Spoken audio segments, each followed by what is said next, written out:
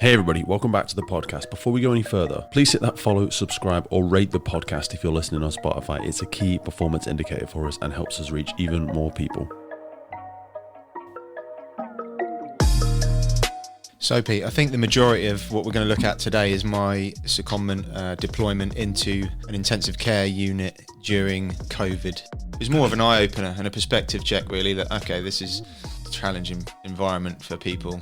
Training us on, right, these are the sort of things around the hospital that you might see people try and take their own lives with. And you're like, oh, right. Oh, I remember one nurse talking to me about one of her patients who was not doing so well just on the O2 therapy mask. You know, like these patients are on 100% O2 and their body's showing like we said earlier, 60%. If you don't like something, then change it. If you can't change it, reflect and see if you can change the way you think about it. Opportunities are all around us.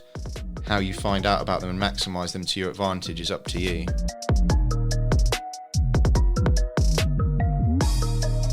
Shall we kick it off? Let's go, Pete. Chris Sellick, welcome to the podcast. How you doing, brother? I'm doing great. Thank you very much. How are you today?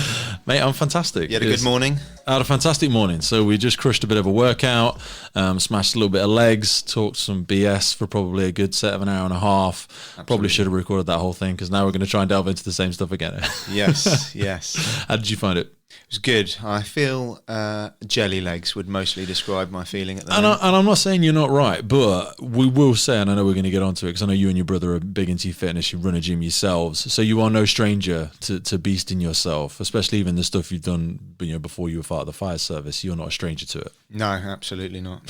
No. Right, I really wanted to have you in because they're going to go through so much ground here today, but you have played a very unique, and again, not you alone, you've been part of a team, have played a role in the past, whatever it's been, 18 months, 2 years, effectively through the COVID pandemic. So, I mean, this is only one part of what we're going to discuss today, but it's so rare to be able to get an unedited, a real authentic, boots on the ground look at what was it like, the good, the bad, the ugly, the things we did well, the things we wanted to do better, and the things that I know you've supported working on. So just give us a snapshot in time of some of the stuff we're going to be talking about today and what you've been involved with over the last few years.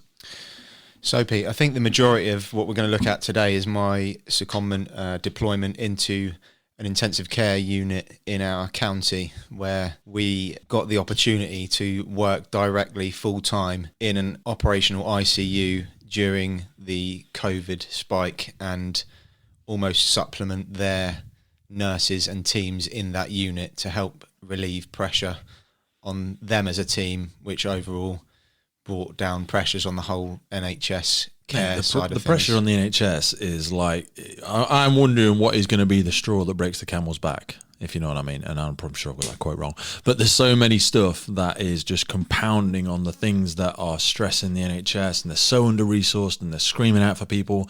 But with the role of a firefighter, it's always been one of those sticky wickets where people feel like it's not a job and it's not this thing, but there is a massive desire for it. I do loads of stuff with brother-in-law as paramedic. I've always wanted to do more of the trauma stuff. I want us to be going out to trauma calls. I'm happy to be open to saying that, and I know the unions need to get the thing and try and make sure everybody gets rewarded for it and blah, blah, blah, blah, blah. But this last sort of 24 months has been an example where we know people want to do it. When the country's been in crisis, firefighters such as yourself and many others, and also other sectors which have chipped in. I know the police have helped out, and care sectors and all that sort of stuff have pulled the bootstraps up and done it. People want to help out. They want to do it. So how did the secondment come about? Because people might not even be familiar with what a secondment actually is. So you were not actually working. You were still part of the fire service. Correct. Whilst you were doing this. Absolutely. But you were. How does it work? So the secondment role, our service put out various comms about how they were going to support the pandemic and the opportunities that they were looking at to sort of bolster, prop up the NHS during their time of need. There was a few different roles which came available, I think around 3, 4, 5 different secondment opportunities. Some were alongside usual roles a bit later down the line, but they did vaccinations by firefighters, the hospital deployment, of course, removal of, sadly, the deceased as a sort of body recovery role. But you know what? That's something that's actually straight in our wheelhouse. Do you know what I mean? People that might go, oh no, we don't. Yeah, we do that sort of stuff. We get called to road traffic collisions. We get called to homes to cut down suicides. We do that already. So now this, and I know I'm sorry, I'm interrupting first and foremost, but I'm getting triggered as well because when people say, "Oh, that's not part of our job," yeah, it is. It is. We do it all the goddamn time. You know, we've always done it. So these are things that you have a great skill set, you can do, you want to do it, you're interested in doing it, and we know there's a need for it. You know, the COVID was a perfect example where the emergency services needed to pull together, and so many services have done that in such a fantastic way.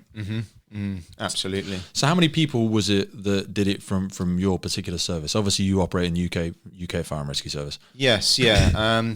So speaking for my own service only, I believe there was about 27 of us. It began by almost like a Pathfinding Recce by some of our USAR technicians who went into one particular hospital and sort of almost did a bit of a field test as such as to how they would insert themselves into this unit and how they could help. Then they... Was that a request from your service that they go and do that? And was there a need for them to be, because you're a USAR technician as well, did they need to be USAR to do it, or was it just because of the type of people they were? I believe it was the latter, and perhaps the type of people. Did they have to seek permission to do it, and was anybody kicking up any stink about it?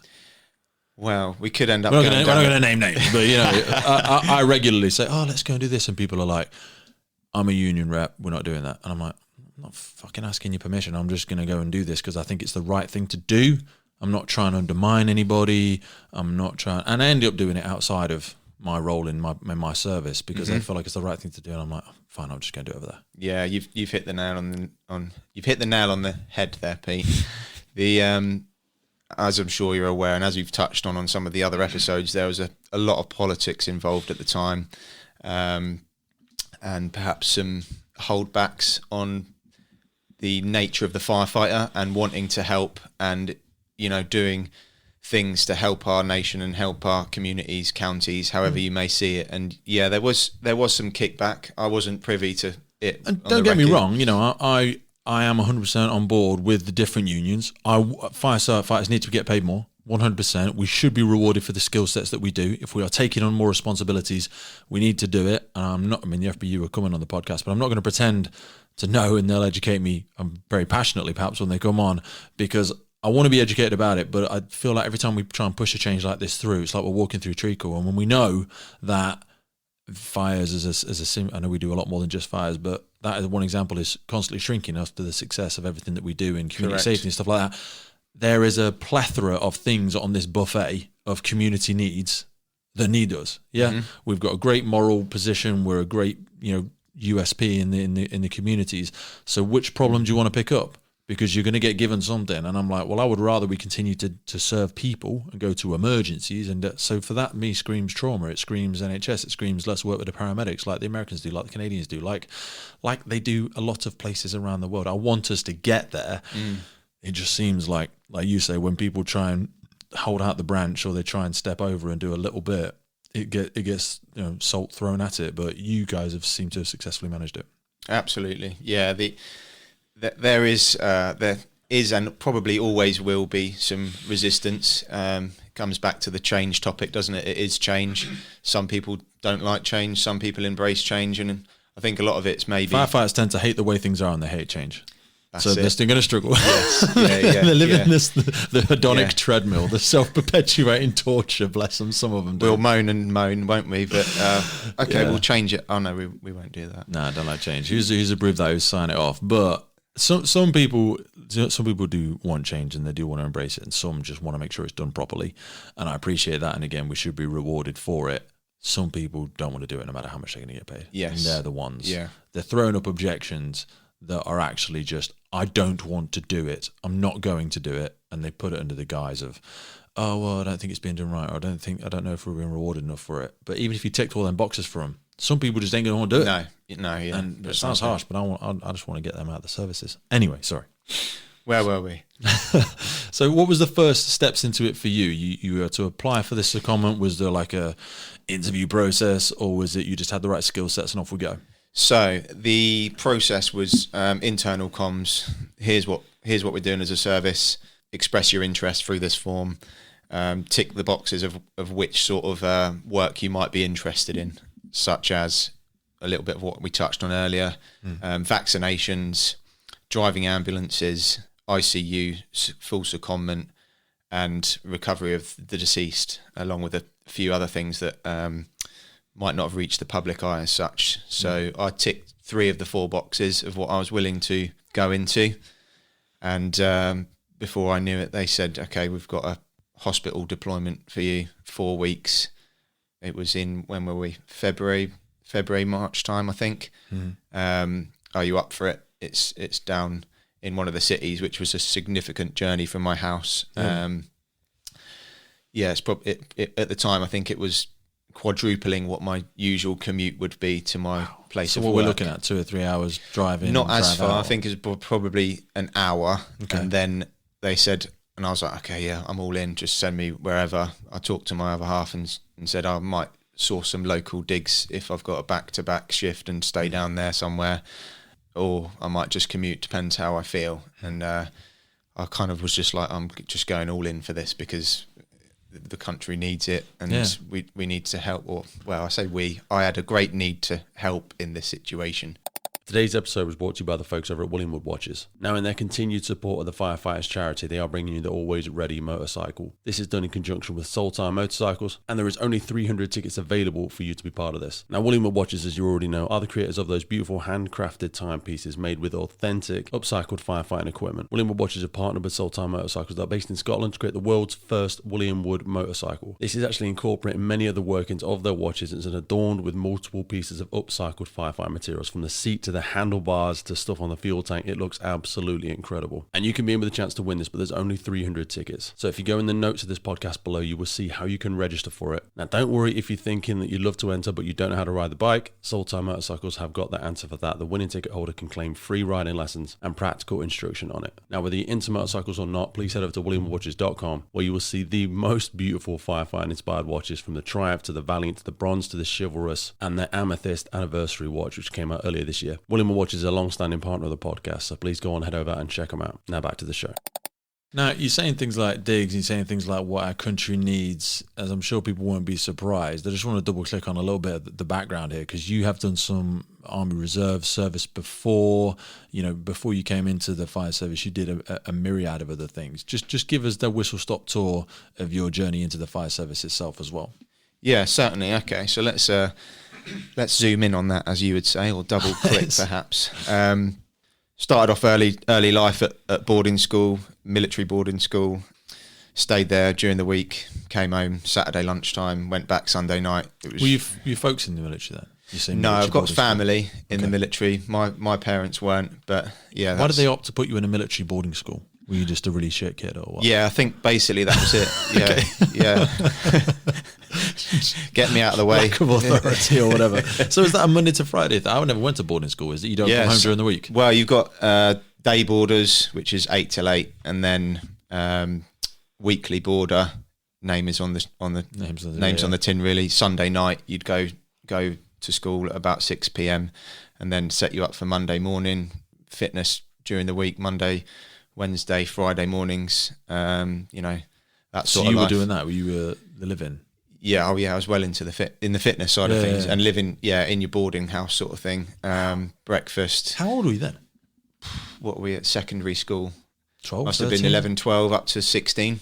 So yeah, five years of that. Absolutely loved it. 5 years. Yeah, and you're away from your family. Yeah. All week. You just seem to weekend. Do you contact with your mum and dad in the evenings? Oh, yeah. If you could be bothered, you probably didn't need to. You probably didn't want to every day. I wouldn't want to. Well, my dad actually passed away when I was very young, so he sadly isn't with us anymore. But mum, see her on the weekends and that, and it wasn't actually too far away. I think the going to the boarding school actually probably shaped the rest of my life and perhaps kept me on a reasonable course of progression to where we are now. But yeah, it was a great life. So you did that from 11 to 16? Yeah. Loads of sport. You've got a younger brother as well, haven't you? I do, yeah. Does he board in school? He did, yeah. He did a bit of boarding for a bit, and then he actually became a day pupil. Okay. But yeah, it was good. It's just been surreal. But I can appreciate that. Now you tell me a little bit more there. Like, if your mum was at home by herself, was she still trying to work and stuff? Or, yeah. So there you go. You know exactly. what I mean? You'd have been not raising yourself, but it'd have been very hard for her either way. Absolutely. Yeah. So, on top of losing your dad and all that crazy. Precisely. Yeah. So it was tough beginnings, but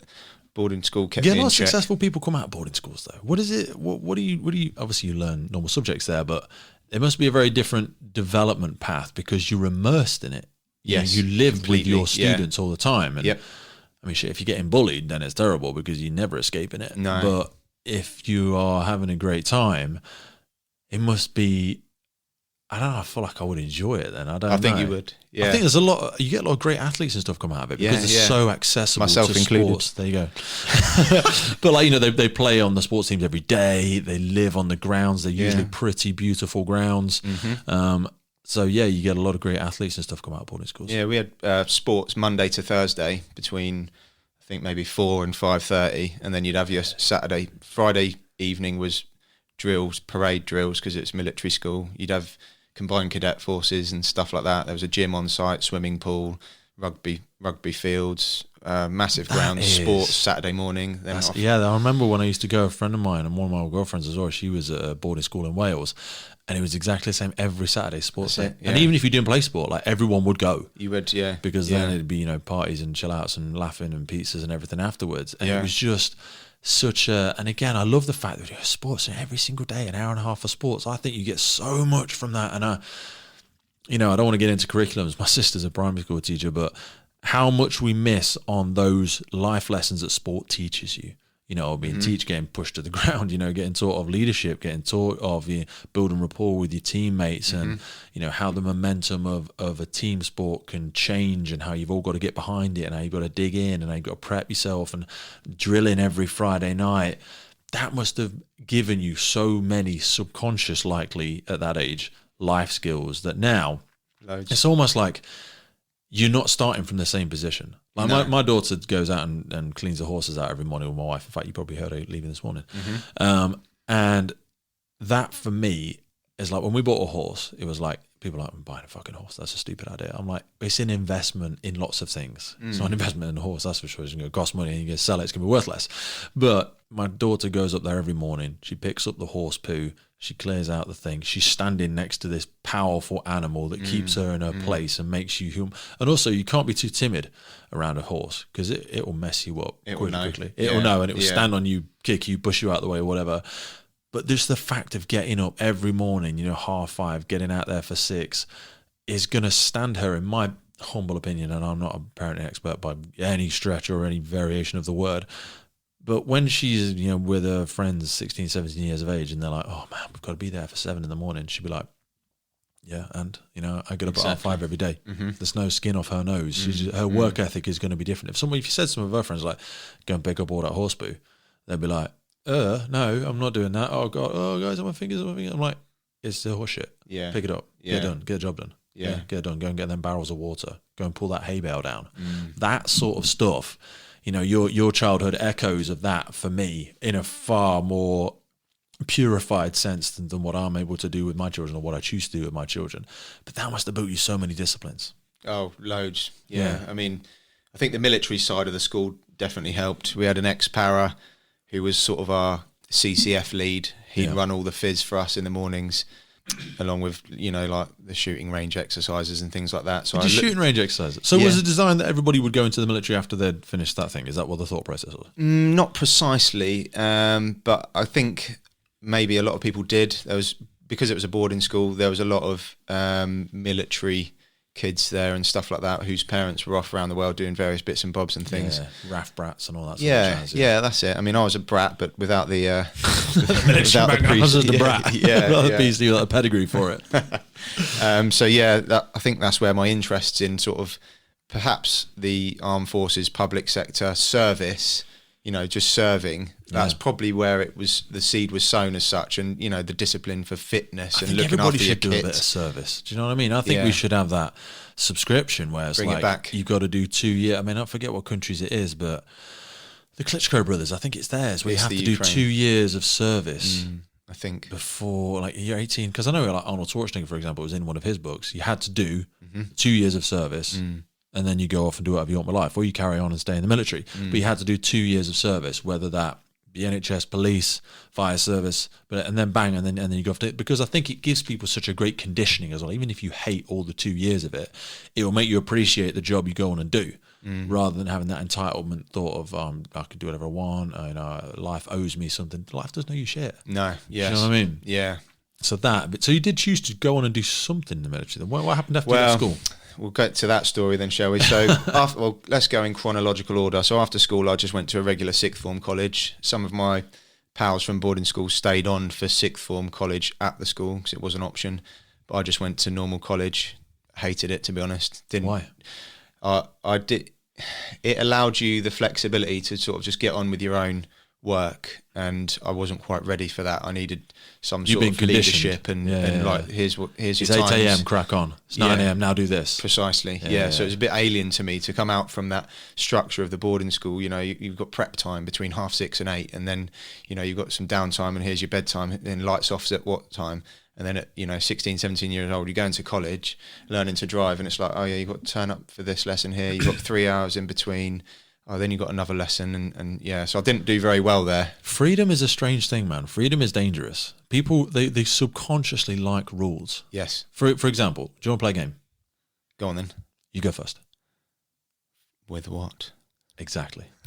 That's the game. Because, and there's not a game, but you say to somebody, let's play a game, and they're like, but what's the rules to the game? How do I know what winning is? How do I know what the metric is? Yeah. How do I know how do I win? Do you know what I mean? So even if you think I want to play, you still want rules. You want some boundaries. You want to know where's the edge? Where am I going to fall off? What do I need to be inside? Yes. Do you know what I mean? So even without knowing it, we're all conditioned to the fact we like rules because it allows us to have a metric for success. Yes. It allows me to get validation from you because I want to know what you want to be validated for, and I want to know what validation looks like so I can get validation from you because we're pack animals. I want to be accepted by you. And so people that go, I don't care what anybody thinks. I don't care what Chris thinks.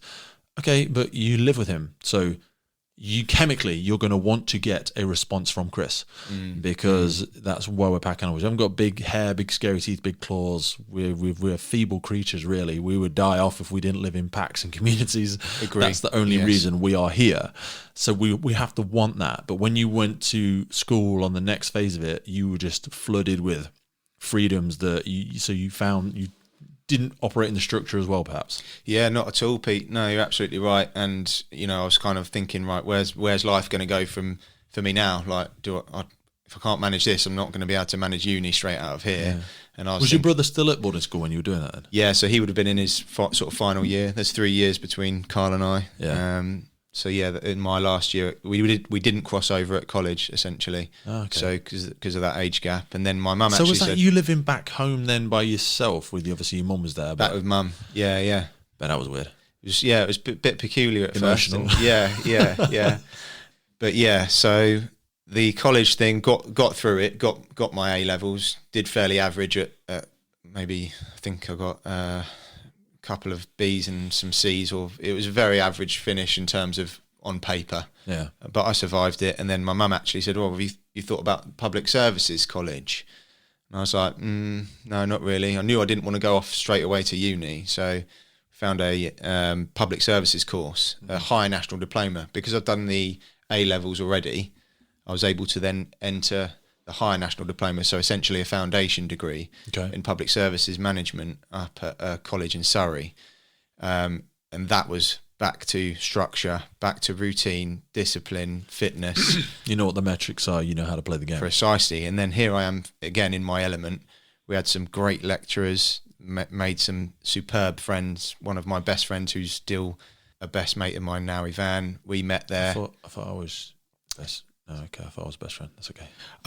Maybe tomorrow. That's okay. No, that's fine. Yeah. I won't talk about it. It's a bit awkward. You could cut that bit. I will add. Yeah. So yeah, you know, I'm actually a real freak in that respect. I keep in contact with barely anybody from school because I'm always, we spoke about it earlier. I'm always like chapters of life. Do you know what I mean? So I have a great experience with somebody, and if I don't see him for 8 months, I could still meet up with them.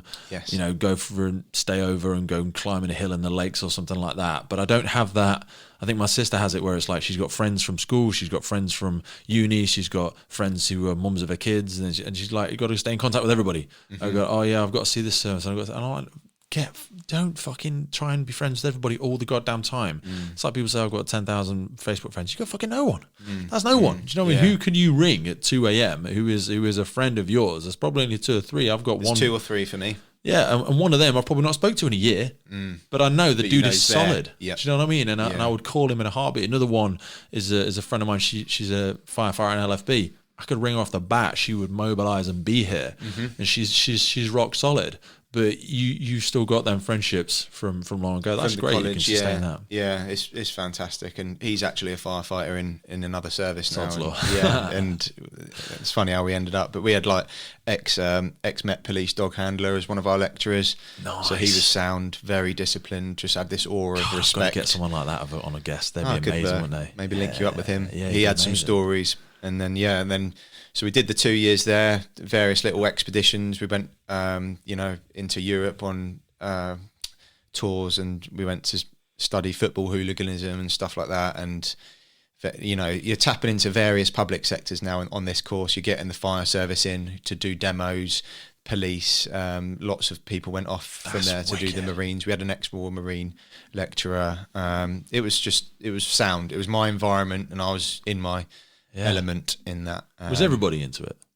Most people were invested in that, and they were keen, and you could see, okay, they like this structure, discipline, and doing different things. It's active. To sit me behind a desk for 5 days a week and study mathematical algorithms, I'm done by about 20 minutes, probably 2 minutes. But and then a few of us decided to then venture up and top up our foundation degree into a full degree by going down to uni for a year together. And there was 6 of us from our course that all went down to a uni together. We all lived in a house together, and we did a year at uni and got our sort of bachelor's degree. And bachelor's in public services? Yeah, so it's actually, you're testing me now, Pete, Bachelor of Sciences, and it's public services. So yeah, we qualified for that. That's wicked. It was great. Sometimes I feel a drive to go back and do something like that. But then I have to ask myself, not saying that you did it for ego, but at this point in my life, would it just be for ego so I could put some freaking letters next to your name? And it's still great, and I admire people that have done it, but I'm also like, what would it add to my life now? Probably not a great deal. That's the way up. And the people that it would matter to, I feel like, I don't know, but do you feel like those things are essential for, if you want to be a freaking, whatever, chief fire officer, or you want to be something like that, do you think people need that sort of stuff? I don't know. No, I don't. I think it's a really amazing start. I wish I had have done it. Yes. As versus the blooming, like, scrap craft box of education that was probably mine was thrown together. It's like it's like the kitchen drawer you pull out and you're like, there's a pair of keys in here, there's a stapler, there's a ticket. A man drawer. Yeah, that's my education. But that brings well-roundedness as well. It does. It does. You're pulling from different pies there, and yeah. And I also say to people, education for me, most people think education finishes when they're like 19 or 21, and they're like, I've got these 5 cards, I've got a hand of cards. This is what I've got these qualifications, I've got these skills, and I'm going to go off into the world and see what I can get with this. I'm going to hold it up to the world and go, what will you give me for my cards? And I'm like, dude, it's not over. Keep the stuff I've learned and the people I connect with through the podcast is just an absolute privilege. It's just an ongoing professional development, and that for me, but you've got to be humble to want to keep learning. Do you know what I mean? You've got to be willing to go, Chris, talk to me about it. So I don't know anything about it, and then have the humility to learn it. Yeah, just something you touched on there, Pete. You said about the continual development, and it is just that. You don't need to go to uni to get into the fire service, the police. Well, you need a degree for the police currently, don't you? Yeah, and for the and for a paramedic, yeah. But you can be sponsored. You can do it on job if you're internal in the ambulance service. There are various options, but for those who are looking to join these sectors, I know some military you need to have a degree. Perhaps if you're going in at officer level, things like that. But it is not an essential. Like if uni isn't for you. No, but equally, I think like if you can't join the emergency services, you can't join a paramedic fire service till you're 18, then I would do something like that with my time until I was 18. Yes, I think it's blind luck to an extent that I do what I do now, and there's so many other directions this path could have gone with, and we sort of spoke about some of them this morning. I'm sure we'll expand on them later. There's a million paths it could have gone. So I think, public services and apprenticeships and those sorts of degrees and studies are a great way for people to be looking into if they are still stuck in an education system till they're 18. Yes. Do that with it. But start networking now. You know, these youngsters, they can see there's social so many media, of them, dropping messages into the podcast. Stuff like that. We spoke about, doing some work of a way to better serve them, to give them the tools from education to fitness. Because that's the way that people want to hear it. They want to hear it from the real people on the front line, not somebody that did it 40 years ago. Yeah, and not really got a put finger on the pulse of what's happening now in the emergency services. Completely, yeah. Make it relevant. So you went off and did your bachelor's. Yeah, so did that. We all qualified, happy days. Did a little bit of travelling. Went to Australia, got family over there, so I spent some time there on my own. You know, travelled up the East Coast like you do and stuff for a few months, and then Never done that. I want to do it. It's good. I'd recommend it. Mate, we've got family in New Zealand, and we've got a few firefighters from Australia that have been on the podcast, and they're like, "Dude, come over, stay for a week." And I've said this morning. I'm like, "Dude, time. Oh, I've got to make time for it. You know, kids and blah blah blah blah." But you went there and did it. What was Australia like? Amazing. Yeah, I've obviously been over the years. That was where my dad was You've been from. back again. Have I been back since? A couple of times. Yeah, I've been back over a couple of times, seeing family and bits and bobs. We were meant to go just before COVID hit, and we had a camper van booked to do 6 weeks and travelling up the East Coast again, me and the other half. How expensive is it? At the time, what do you mean to book a camper? Just a flight to Australia. I bet it's About $1,000, I think. It was back 2 or 3 years ago. Dude, we need to arrange a trip where we'll both go to Australia, stay with the family, visit a few Australian fire stations, Sign me up. do some with the watch podcasts with them, have just a blast, do some demo stuff with them, see a few sites, whatever. Sounds awful. 5 days. That's the sort of stuff I would just love. We'll compete in some sort of fitness challenge with them while we're over there. Yeah. Anyway, I digress. I'm jealous, man. So yeah, no, it's good. Jealousy drives you towards what you want. Yeah, absolutely. Or what you think you want sometimes, but then in this case, definitely what I want. So yeah, did the travel, and then I ended up in the same place again. Of right, well, what do I do now? Yeah. But when I got back, I got the degree, got the magic ticket as such. Get any job you want, and blah blah blah. Piss some money up the wall traveling. Yeah. As well as the degree. So I came back when I ran out of, my mum actually bailed me out when I ran out of money. After she'd already sent you to private school. Jesus, the gift that keeps on giving. Yes, yeah. Mama Sellick, the love goes out to you. Bless her. Honestly. Yeah. Then got stuck, and I'd been working on and off part-time since I was 14, started cutting lawns back then, then got a job in a supermarket when I was 16, while still cutting lawns on the side, trying to save up cash for what I didn't know. So worked in the supermarket, and then I was thinking, right, it's not really what I want to do. They're pushing me for like team leader roles and progression, and do I want to do 30 years at Sainsbury's? It was actually Waitrose. Of course it was. Proper class. Marks and Spencer's, thank you. It, yeah.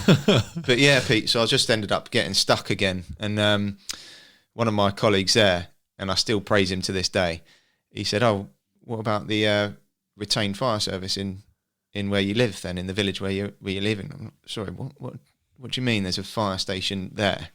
I've lived in this village for a while. Yeah, there's a retained station there, mate. Obviously, you know that. No. You've done a public services degree, of course you know that. Precisely. Embarrassing or what? He was like, yeah, get yourself down there. And he did it in the town where we were working, and the employer released him to go out on calls and stuff. And I was like, oh, that's pretty cool. And then we got chatting, and then he said about the one in my village. I was like, really? So yeah, went down there and spoke to the boss down there, and what's the deal here then? Blah blah blah. You know how it goes. No vacancies at the moment. Oh, well, that's a non-starter then. Yeah. I'll keep your details and I'll get back to you. Yeah, of course you will. Yeah. So yeah, sat on that again for a bit, and just waited, and then out of the blue, and I must have been 21, 22 at this point, get a phone call. Oh, Chris, it's from the fire station. Yeah. And are you still interested in joining? What's your current situation? What sort of cover can you give? Oh, right. Yeah, definitely. And when can you come down for a chat? So, went down, had a chat, and... Did you do the whole, coming down, watch a drill night thing? Yeah. Was it pumping and ladders? No, we don't do that, do we? Yeah. Pumping? Yeah. Every time. Yeah. What should we do? Have a triple X, 2BA to the first floor, pumping out open water. That's it, yeah. That sounds Cruise detail, familiar. get to work. Yeah. That's the UK fire rescue services drill. 13.5 there, 9 metres there, pump from open water. Sounds like it's been done before. Improvised dam. Yeah. So you went down. Yeah, so went down. Filling out the details. What hours did you give? So at first, at that retained station, I was on full-time hours at the supermarket. So I was nights and weekends at that point.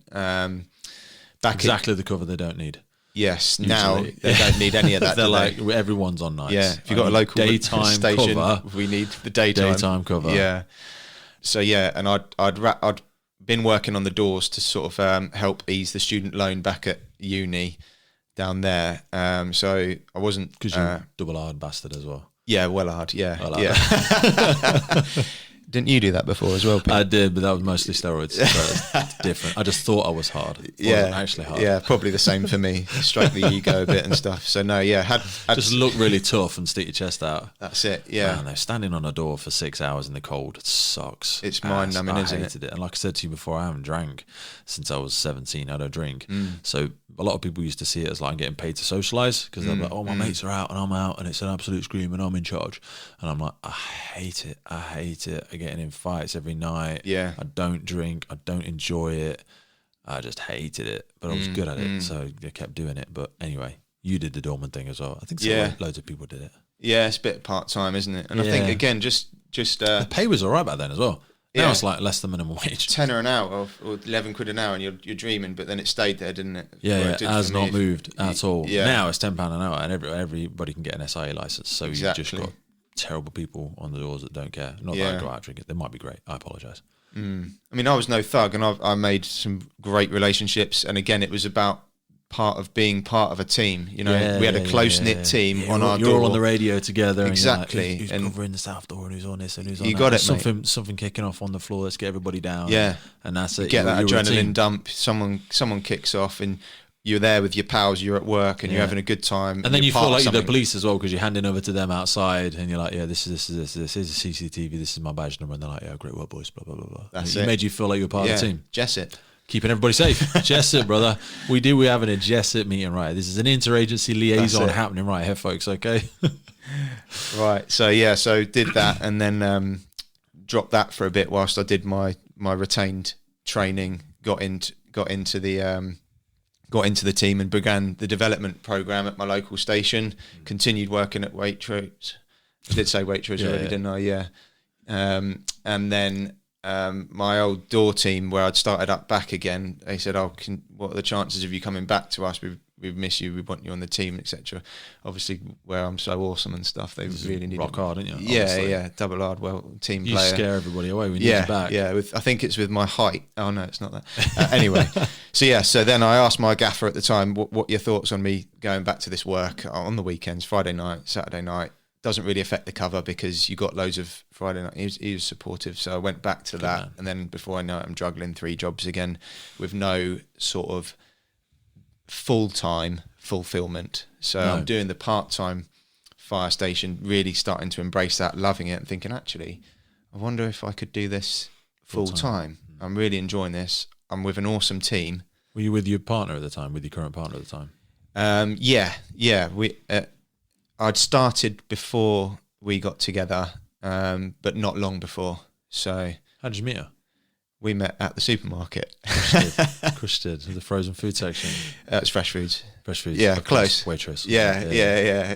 Did you apply some sort of euphemism to do with fruit and vegetables, or how did it go? Never. No, that would be highly inappropriate and unprofessional. How soon into getting to know her did you tell her you were a firefighter? Oh, it's before I, you got to just drop. I'm at Waitrose with a high vis jacket saying "Retained on-call firefighter." That's it. Oh, sorry. Were you looking at my? Yeah, I'm Yeah. a hero actually. So I probably didn't mention it, but No. actually I just wanted to know where the bread was. Yeah, well, I'm on-call firefighter, so I can tell you that. Yeah. That's it. And I wore my pager on my bottom lip as well, Yes. so I didn't want to miss a call or anything. Yeah. So, some confused customers. Bless them. But So she was on board. She was supportive of it. She supported me from the humble Because people beginnings. forget how much of on-call this day. like swallows up out of your personal life. Massive Trying commitment. I think it gets easier when you have a long-term partner. Mm-hmm. It's probably still harder on them, but it's certainly hard when I know people are trying to date and stuff. They think it's Yes. a benefit, but also like you're never available. So Yeah. Well, you can't have the best of both worlds. You can't date an absolute hero, can you? And No, that's then it. not go and do their hero work. territory. Yeah. Hey folks, just a reminder that we actually do giveaways to our listeners pretty much every single month. So a quick reminder of some of the things you can get your hands on for free as a listener of the Firefighters Podcast. With our partnership HAIX, you can get a pair of their Connexus Go GTX or their Nature GTX. We give away a pair of these every single month on the podcast to one of the listeners. You need to head over to one of our social media platforms and check out the competition giveaway. Also, with our partnership in Tallyman, you can get 2 personalized BA tallies with your name inscribed and the podcast on the back. Also really excited to tell you about our new partnership with Rosenbauer, who will be giving away a pair of their Boros B4 firefighting boots once every quarter with the podcast for the rest of 2022. This is honestly one of my favorite parts of the podcast, when we're literally giving away stuff for free from people who recognize what we're trying to do and the authenticity that we bring to the market. So head over to our social media platforms and check out some of those giveaways. A big thanks once again to HAIX, Tallyman and Rosenbauer for choosing to be part of the podcast. Now back to the show. So how soon after thinking about the whole time did you take the jump? Well, so this is probably took 2 to 3 years, or I think I was quite sold on the job. I still had this little seed in my head about the military because of the public services college and some courses me and my mates had gone on, and there was definitely a bug for that as well. Were you weekend warriors? Were you doing the penny fan on the weekends and all that sort of stuff? Yeah, we had. Hey mate, I've got some camo and some old rucksacks from my mate in the SAS, and we're going to go to the Lake District and put some rocks in our rucksack and run up a hill. Let's do it. Yeah. So that seed was still there, but I kind of parked that and thought, right, I've got an opportunity here to try and get into the fire service and just see where it goes. I wasn't overly committed to doing the 60-year career or whatever it is these days, but they love to hear that at interview. I'm not really very committed, but I'm here. It's the best thing to say. I was up for a good stint of it and just see where the path took me as such. Mate, that's what I always say to people. Don't say no. You don't really know what you're saying no to. Yes doesn't mean yes forever. It means yes for now. Precisely. And if in 5 years, 10 years, 2 years, I'm like, there's another opportunity. I'm going to go do that. Going for it. It's absolutely fine. Precisely. People say no to stuff and they don't really understand why they're saying no or what they're saying no to. They're just scared. But I say go for it. Yeah. So I started the usual process. I'm sure many people are familiar. Applying everywhere and anywhere. Private sector, airports, counties all over the country, before they started bringing in the postcode restrictions and all that. Yeah, I think they're kicking a lot of that out now, though. It's going the other way again, isn't it? I've noticed. Should do. I get it, representing your community and living in your community, and we represent the needs of our community because people know it and they live there and blah, blah, blah, blah, blah. But if you want the best people for the job, you want to cast the net as wide as possible, I think. Absolutely, yeah. And I think it's good it's gone the other way again now. And they don't have the volume to just select county only or area code only. Absolutely. But for the amount of vacancies, as we've talked about this morning, that are up and coming. It's such an exciting period of time now. We're having such a massive turnover in staff in the UK Fire and Rescue Service. I'm stoked about it. We're going to see a lot of fresh change and a lot of it's down to those people, whether you've been in here for 3 years, 10 years, 30 years, 1 year, you are part of the emergency services now. So you are setting the standard. You have got to be the old hand on the watch, even if you've only been there for 3 years or whatever. They're going to look to you because so many new people are coming in, and you're going to set the pulse. You're going to set the culture. Precisely. You are the culture. We are. Yeah. So if it was crap 10 years ago, fine. But if it's crap now, it's your fault. You've got a responsibility for it. Yes, exactly that. 100%. So spent however many applications at the laptop, however many setbacks and hurdles and knockbacks, and just kept on plodding away at it. Thank you for your interest, but on this occasion, you have not made it through to the next stage. And we don't have the capacity to give you feedback. Okay. We're not currently holding a waiting list, but we encourage you to apply. We will advertise on blah, blah, blah, blah. You got it. Yeah. So, I had good support from my colleagues on my retained station.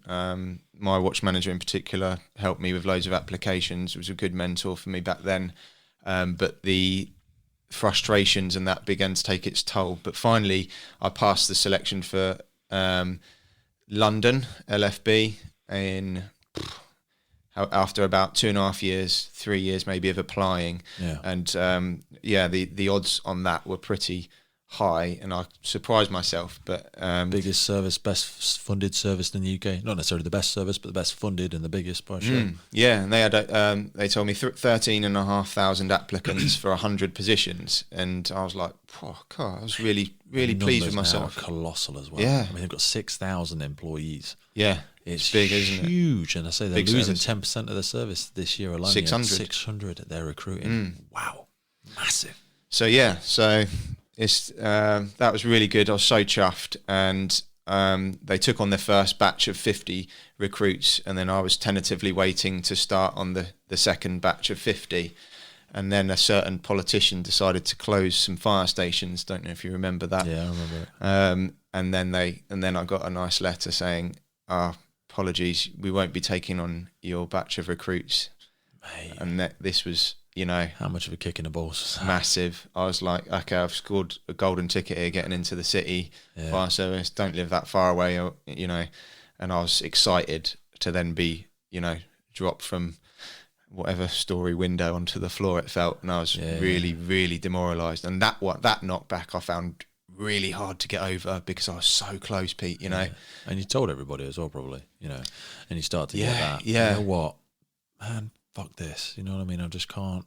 It's just like, maybe it's just not meant to be. Maybe it's not my thing. That was it. I was like, you know what, perhaps life's showing me another journey or another path or something. Yeah. So I was like, right, let's go back to the drawing board. Let's try the military now. I've always got the bug for it. I've got family in doing some cool things and stuff. And I was like, yeah, let's go for it. So I went to the recruitment office and filled out another application for that role and started ticking through the different stages of that process. And I said I'd give myself before I wrote myself a rule to say, right, I'm giving myself until my 25th birthday to apply to all fire services. Were you at the time? And this was when I was 24. So I was like, I'm at the end of my little rule to myself now. So there's probably not going to be anything else that's coming up on Firefront. Let's just get this process started. Yeah. So I started getting excited about that. I was still enjoying my retained life and everything. But now starting to get pumped for this new opportunity that, you know, each stage you pass, you're getting a bit more excited about starting your course and stuff like that. And then my own service decided to open up an internal recruitment.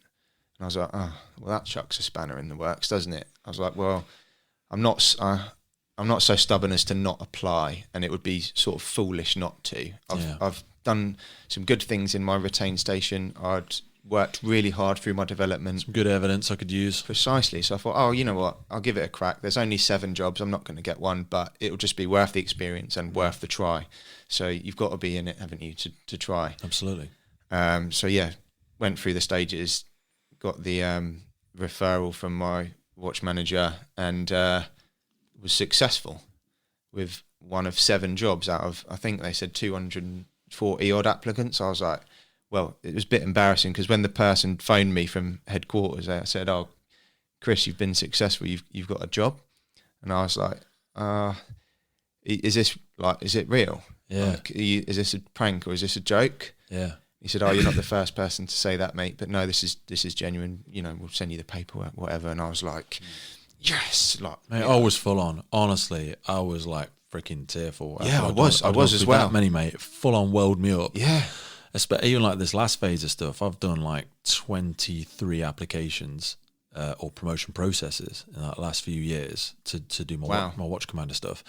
And everyone was saying like, dude, your face doesn't fit. You know, you're not, they don't like you, you know, for whatever reason. You're too much out there. You're too open. You're too much this and that and that and that and that. And I just found it so demoralizing that when I got the final yes, because I'd had so many phone calls which were like, hey Pete, it's so-and-so from headquarters. Just wanted to say congratulations on the recent process.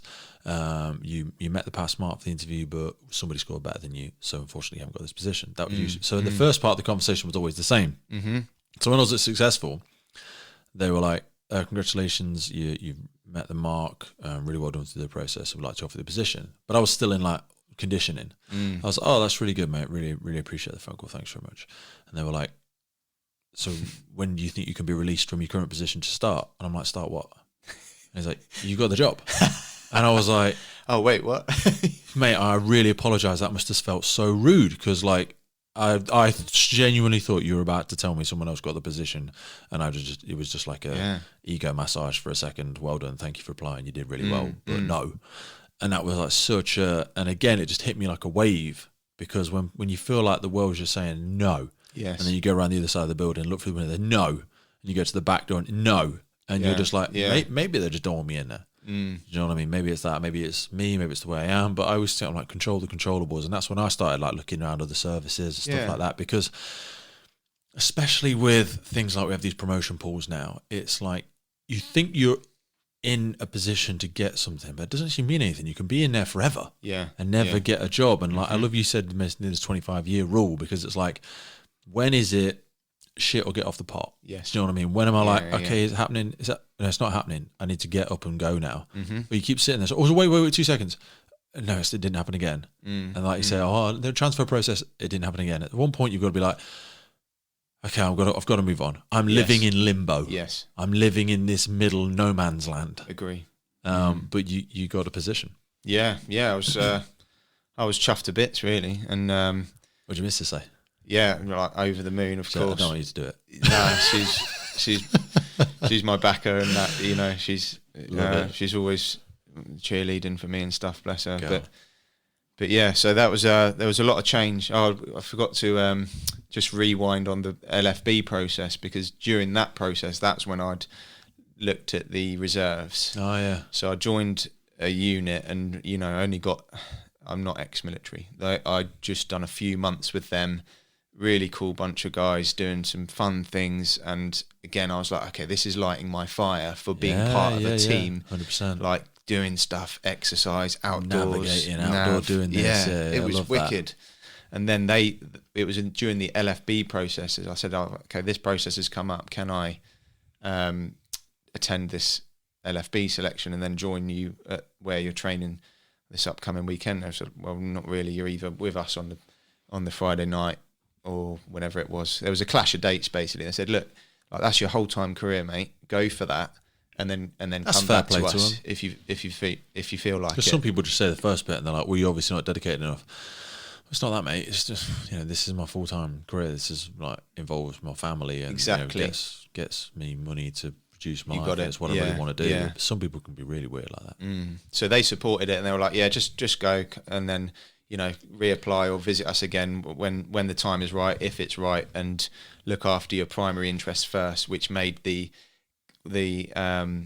failed or the non-starting LFB recruitment such more of a kick in the teeth. Yeah, you're like, I've said no to that. I went and did this, didn't get it, and now I'm left nowhere with neither of the roles. Yeah. So yeah, it was greatly disappointing. But you know, the world has a funny way of showing you things sometimes. And then before I knew it, I was whole time in my own service, and it was almost a dream come. Well, it was a dream come true. Yeah. So that was that. That was my sort of beginnings into a whole time role through the retain. So bring us. Let's fast forward back to when this first secondment came about. So you've been in the service for a few years, doing all your bits. You USAR operator, you're all that sort of jazz. You built up some skill sets. I'm only a Pro B USAR operator now, just so you know. Same thing. Don't worry about it. And you were deployed into this centre. So bring us back into that world for a minute. You went on the first 4-week one, was it? Correct. Yes. Into an ICU, so an intensive care unit. Yeah, ICU, or sometimes they're called a HDU. Excuse me, high dependency unit. But ours was called an ICU. This was after the USAR team had done their recce or pathfinding sort of operation to see how it was going to run, how we were going to best benefit those teams, and then because what you don't want is disaster tourists. People that just show up and like, oh yeah, I want to be part of it. What can you do? Yeah, you know, freaking use. What you are your see skill that sets? in our sector, don't you? Oh, you do, yeah. Just people showing up and like, oh yeah, I'm on that team. You know, don't do anything. You just like you're in the freaking way. Yeah, and you didn't want to be in one of those units and just be in the way.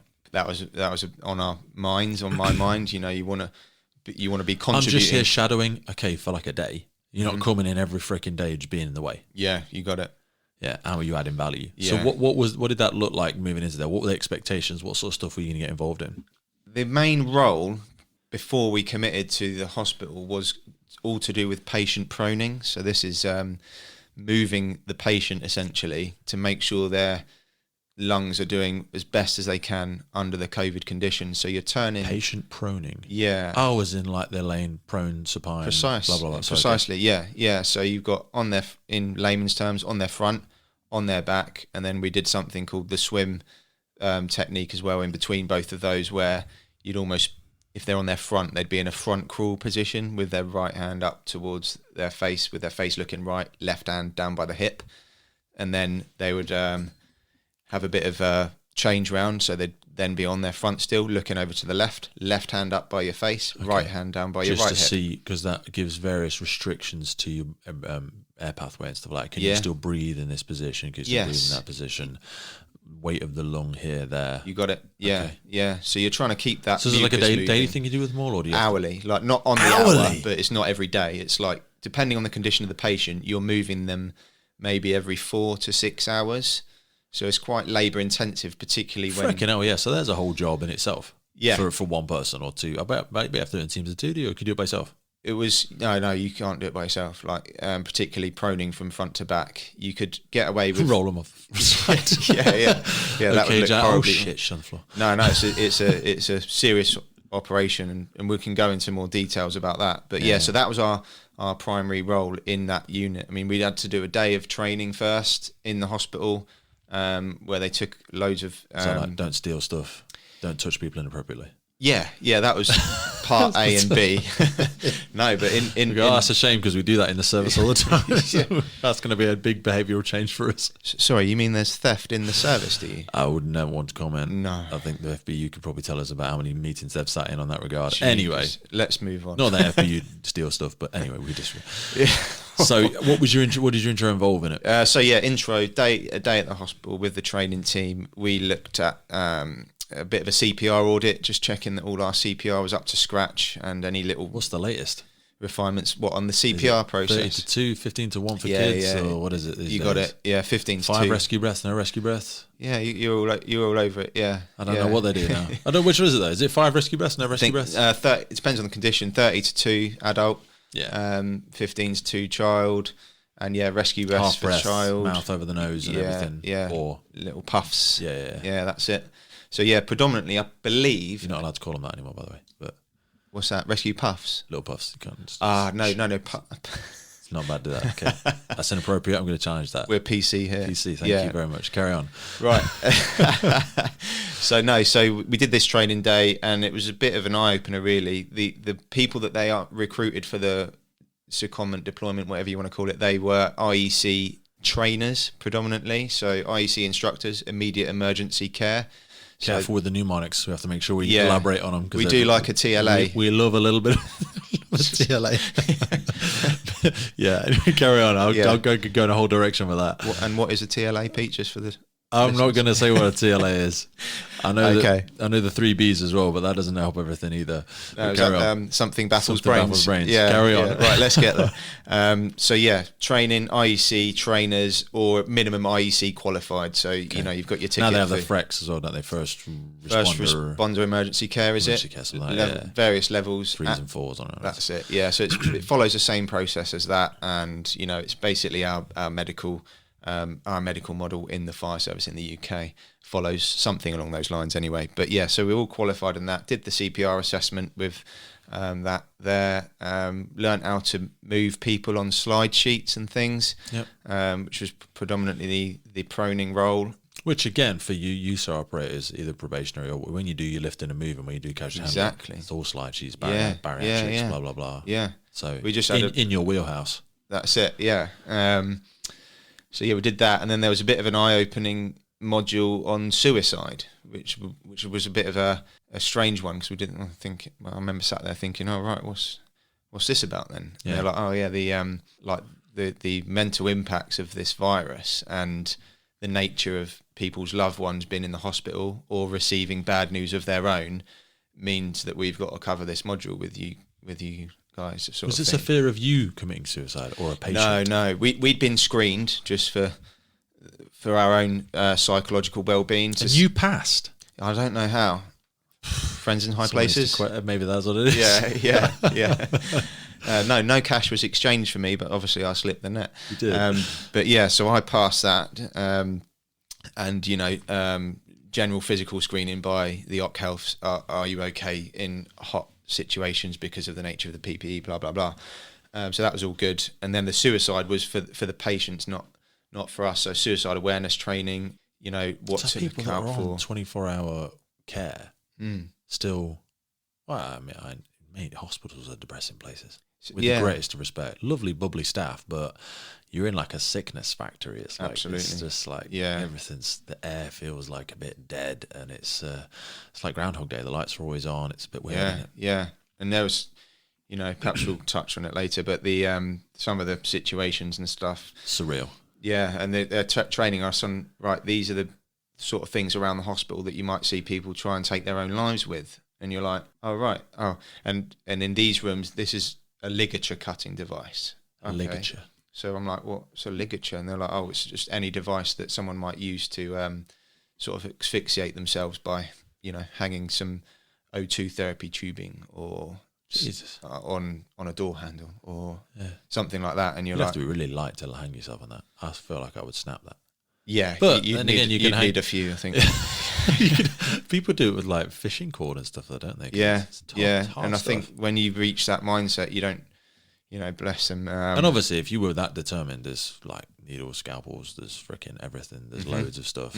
Needs to be readily accessible for the clinicians and for the nurses, for the doctors, for the care technicians. So it's everywhere, I imagine. Absolutely. But then they're putting, they've got their own risk assessments that cover these things like, okay, is this patient mentally... So was the expectation that you should identify this and intervene in some way or report it or do something? Oh, absolutely. Yeah. If you're going past somewhere and you see this happening, you've had your brief training. It's pretty straightforward how to cut some things off of someone, which we're all pretty au fait with in our world. What if they're anyway. self-harming?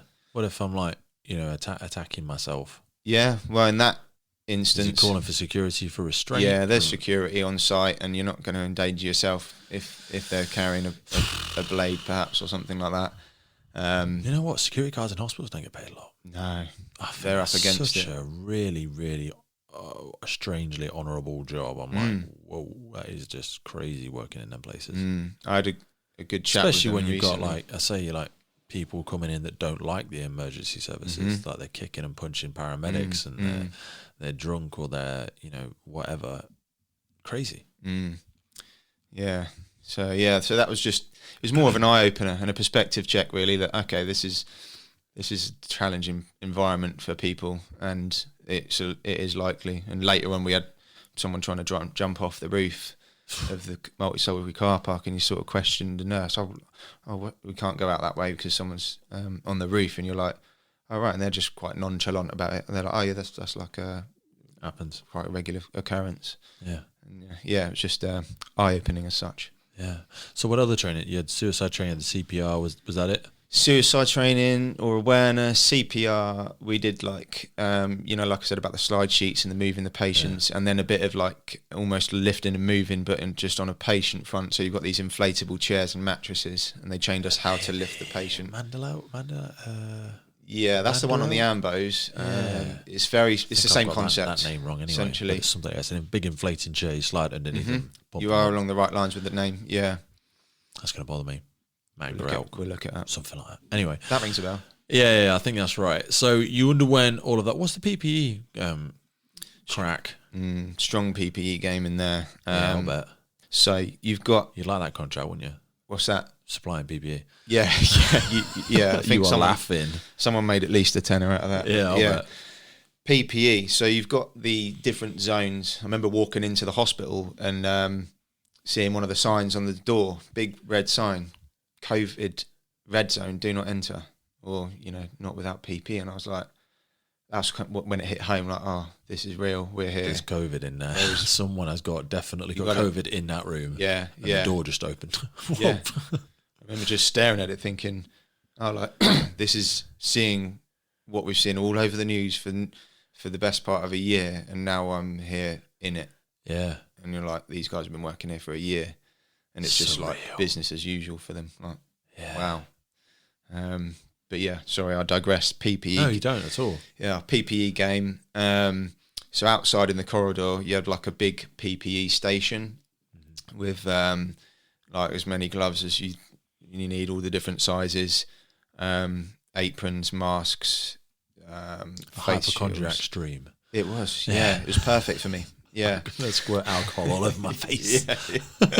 Yeah, alcohol gel. Oh, I've never used so much alcohol gel.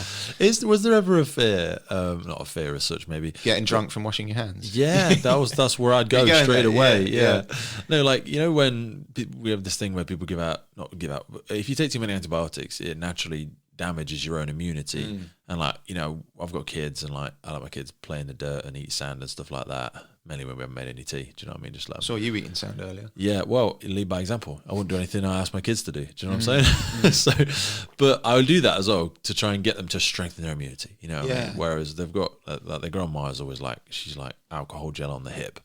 You know what I mean? Have you dropped anything? Bang, smack a bit of this on you. Go on, let's sterilize together.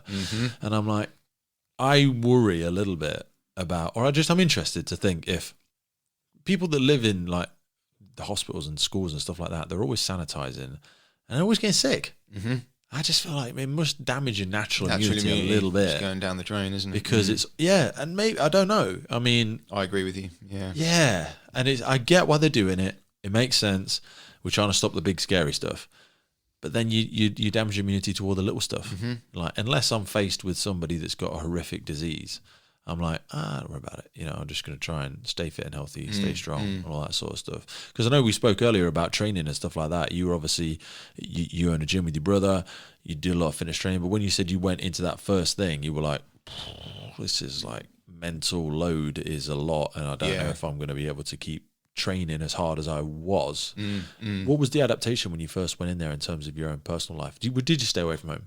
No. So just touching on that earlier story, they redeployed me to a closer hospital in the end, which in hindsight was a massive blessing because the sort of mental exhaustion kicked in. And when I'm smashing it up and down the motorway on commuting to the, you know, you're like, oh, this is a dull drive. And I've done, you know, should listen to a podcast. I might have listened Don't know any good ones. Yeah. Do you know any? No. But yeah, so that was a blessing, but it did take its mental toll on me. Probably sort of week 2, you're kind of finding your feet a little bit and that. And then, I don't know, the initial secondment was supposed to last 4 weeks. And then they asked us if we could extend by another 2 weeks, which our team, we all said, okay, yeah. So were you operating with another member of your team every day? Was it watched-based stuff? Did you rotate through? Were you always with the same team? Were you always with the same nurses? Did you follow a shift pattern in there? Or were you like working with different people every day? Right, so there's a few questions in there, wasn't there? How did you work? Yeah, so the initial idea was to have a team of 4, so a small team of 4, which was perfect for that particular unit, and that gives you the right numbers to get around a bed space and prone the patient, also supplemented by those with medical, you know, training and background. Like, have you seen the cockpit? Have you seen the pit stop stuff with the IEC style training? Because that talks about the 4-person model. You know, one on the head, side, log roll here, one person taking details. That's a really So if there's only one of you, you're here. If you get a second, they're here. If you get a third, they're here. If you get a fourth, so 4 is that magic number. Anything beyond that, it can get a little bit messy. How many on a truck? 4. There you go. So we train for 1, 2, and 3 in our service, but then the 4th is your kind of OIC or on the cards or something if you've got enough numbers for that. So anyway, one of our team didn't pass a medical screening, so we ended up in a team of 3, which was still manageable and we could still do the job that we needed to. So that was our unit, myself and 2 other lads. One of those was our team leader for that thing. We were given, our shift patterns were given to us by the nurse sister or whoever's in charge of that unit. Yeah, sister of the ward. It's like I think they're just called sisters. They're like the shift managers, aren't they? That's it. Yeah. And there didn't seem to be any sort of rhyme or reason to what shifts and when. Still sort of thing. It's the matrons. It's like matrons. That was it. Yeah, the matron. Yeah, she was sound. Really looked after us, made us feel welcome. Does a matron have to be a woman? Unknown, but I doubt it. I don't know. Not in this day I and imagine age, this day and age, but I wonder if they still call them a matron. Because like a nurse is a nurse is a nurse, man, woman, whatever. But a matron feels like a feminine word. It does, yeah. Don't know. Digress. Sorry. Yeah, no, it's a good question. Yeah. So that was us. That was our little team trying to make as positive impact as we could on their bigger team. Yeah, So you were doing predominantly the rotation, the shift in, move in. Was that the majority of the first 6 weeks? It turned out not to be in the end. So that was our role on paper. Did they need somebody in brain surgery? Yeah, so that's where I came in. Yeah. It's that old skit, isn't it, where somebody's like, can anybody speak Indian? Yeah, I can do that. Yeah. Can anybody be a tennis? Yeah, I can do that. And then you can't do anything. No. It's like, yeah. But no, so yeah, we ended up, like, I'd say we'd be reporting to a HCA. It's another TLA there. So HCA is a healthcare assistant. So that would be our main go-to on every shift. And they'd sort of give us our brief for the day and say, right, here's what needs doing, here's what patients. You'd have a team briefing for the whole team coming on to duty. Nice. With the off-going OIC, in essence, from the previous shift, which would give you an overall idea of the situation on the ward. But then throughout the day, we would be sort of working alongside that healthcare assistant and doing as he or she requests. But it ended up being not just patient work. We ended up doing loads of admin around the ward, Really? Transferring patients from one ward to another, taking them outside. We made Not to the roof, though. No, definitely not. No, No. That prevented us from taking one outside. So, yeah. We just, you know what it's like in our world, mate. Yeah. Like, we just try and do as best we can. And we say, yeah. We're like, okay, I can do that, mate. Of course I can. Yeah, we're between somebody jobs just, I'll do that. Yeah. That's the great thing about a lot of frontline operators, that they haven't got an ego insofar as they're like, if you want me to go manage traffic, I'll go manage traffic. If you need somebody to move the casualty, if somebody gets to wear BA, I'll wear BA. But you know what? If you need me to go and send some radio messages, I'll go send radio messages. You got it. Yeah. That's the people you need. Yeah. People that don't feel the need to be centre of the stage, spotlight. No. Oh, no, I'm not doing that. I'm not either setting up the water carrier. It's a rubbish job. Someone else could do that. Get the probie. Yes, you got it. Yeah. I need you to go and do it. So were you able to sort of develop relationships with some of these professional relationships with some of these can't name some customers? They're not casualties either. Patients. Sorry, thank you very much. Yeah. But that must have been quite surreal because they weren't like. I mean, how long term are some of these people in there? And well, some of them were there for our whole secondment. Really? And they'd been there for months before. Wow. So it's that whole long COVID game. Mm-hmm. And some of them were touch and go. So yeah, with the ones that are like conscious and able, you are building relationships with those people, and even the ones that aren't, who are fully, intubated and they're unconscious and they don't even really know you're there. You sort of get to know as them a result of COVID. Say again? As a result of COVID or something else? What, as in they're fully under? Yeah. So they're if they're in an induced coma. Correct. Why?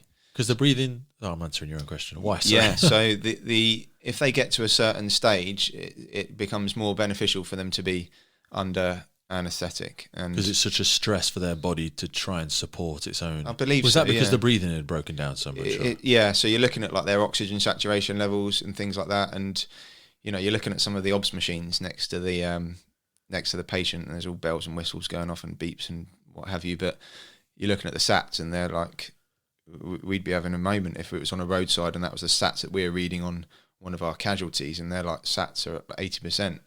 Wow. That's like, but they're doing okay. So we always do the 94 or more rule. Correct. That's 94% saturation oxygen. Yeah. Give them some oxygen. But yeah, so they're not bouncing along happily, but they're at 80%. Yeah, some even lower. Yeah.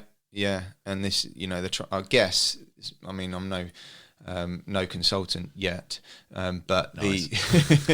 You gotta have a drink. Yeah. But I'm guessing that what a great story that'd be. Yeah.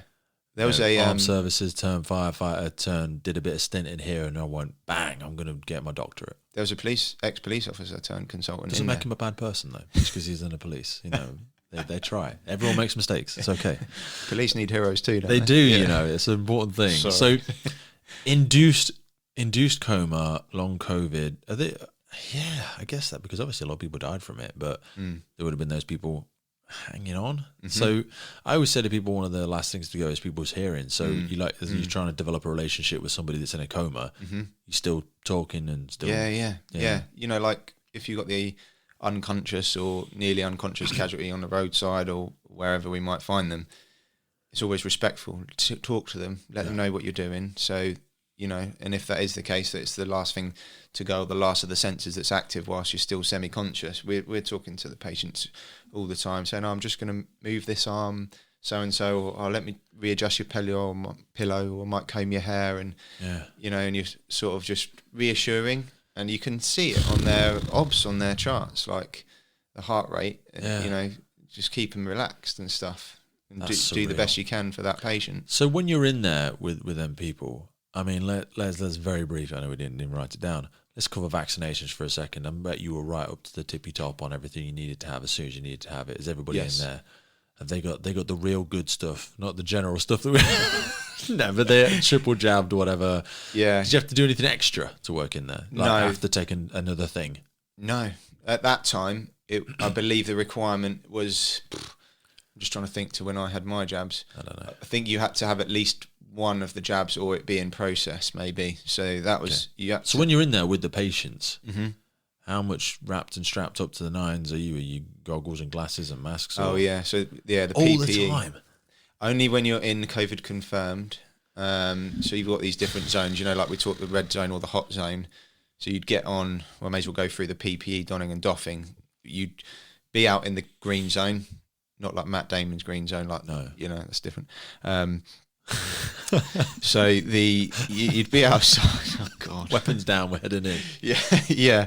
And us three would be at the PPE station, put on a pair of nitrile gloves, and then you'd put on a full length apron. So this is like from right by your collarbone all the way down to near your ankles, sort of thing. And then that's got a full sleeve on it as well. Okay. And then you'd tie that up behind your back. You're And not allowed to have your watch out. no watches, bare below the elbow was the policy. So we're wearing scrubs, like all the other team there. Yeah, so I think it'd be weird not to have a watch with me. I've only just started wearing a watch, so it was Oh, yeah. quite normal for me. Yeah. Yeah, I just get so used to glancing at it. Anyway, So yeah, so bare below the elbow. bare below the elbow, and that's purely for infection control. Yeah. So you're not getting Because you anything. do a full proper how to wash your hands properly. You got it. Yeah. Surprising how many people don't. I didn't know how to wash my hands until I'd seen. Like, I don't. No. My missus shows me how to wash my bits and stuff like that. Does she? Well, because she knows best, right? After you've been eating sand. It's just the safest thing to do. I'm rarely supervised as an adult. I think this adulting thing is very dangerous. It is, yeah. Rarely anybody is checking what I'm doing. Don't really like it. I need more vegan. Yeah. So you PPE, are nitriles on, Nitrile full length, gloves, all the way full to the length wrist. apron, all the way to the wrist, and then you've got a proper mask, which back on the training day we got face fit Saying there's tested for. things like that aren't proper masks.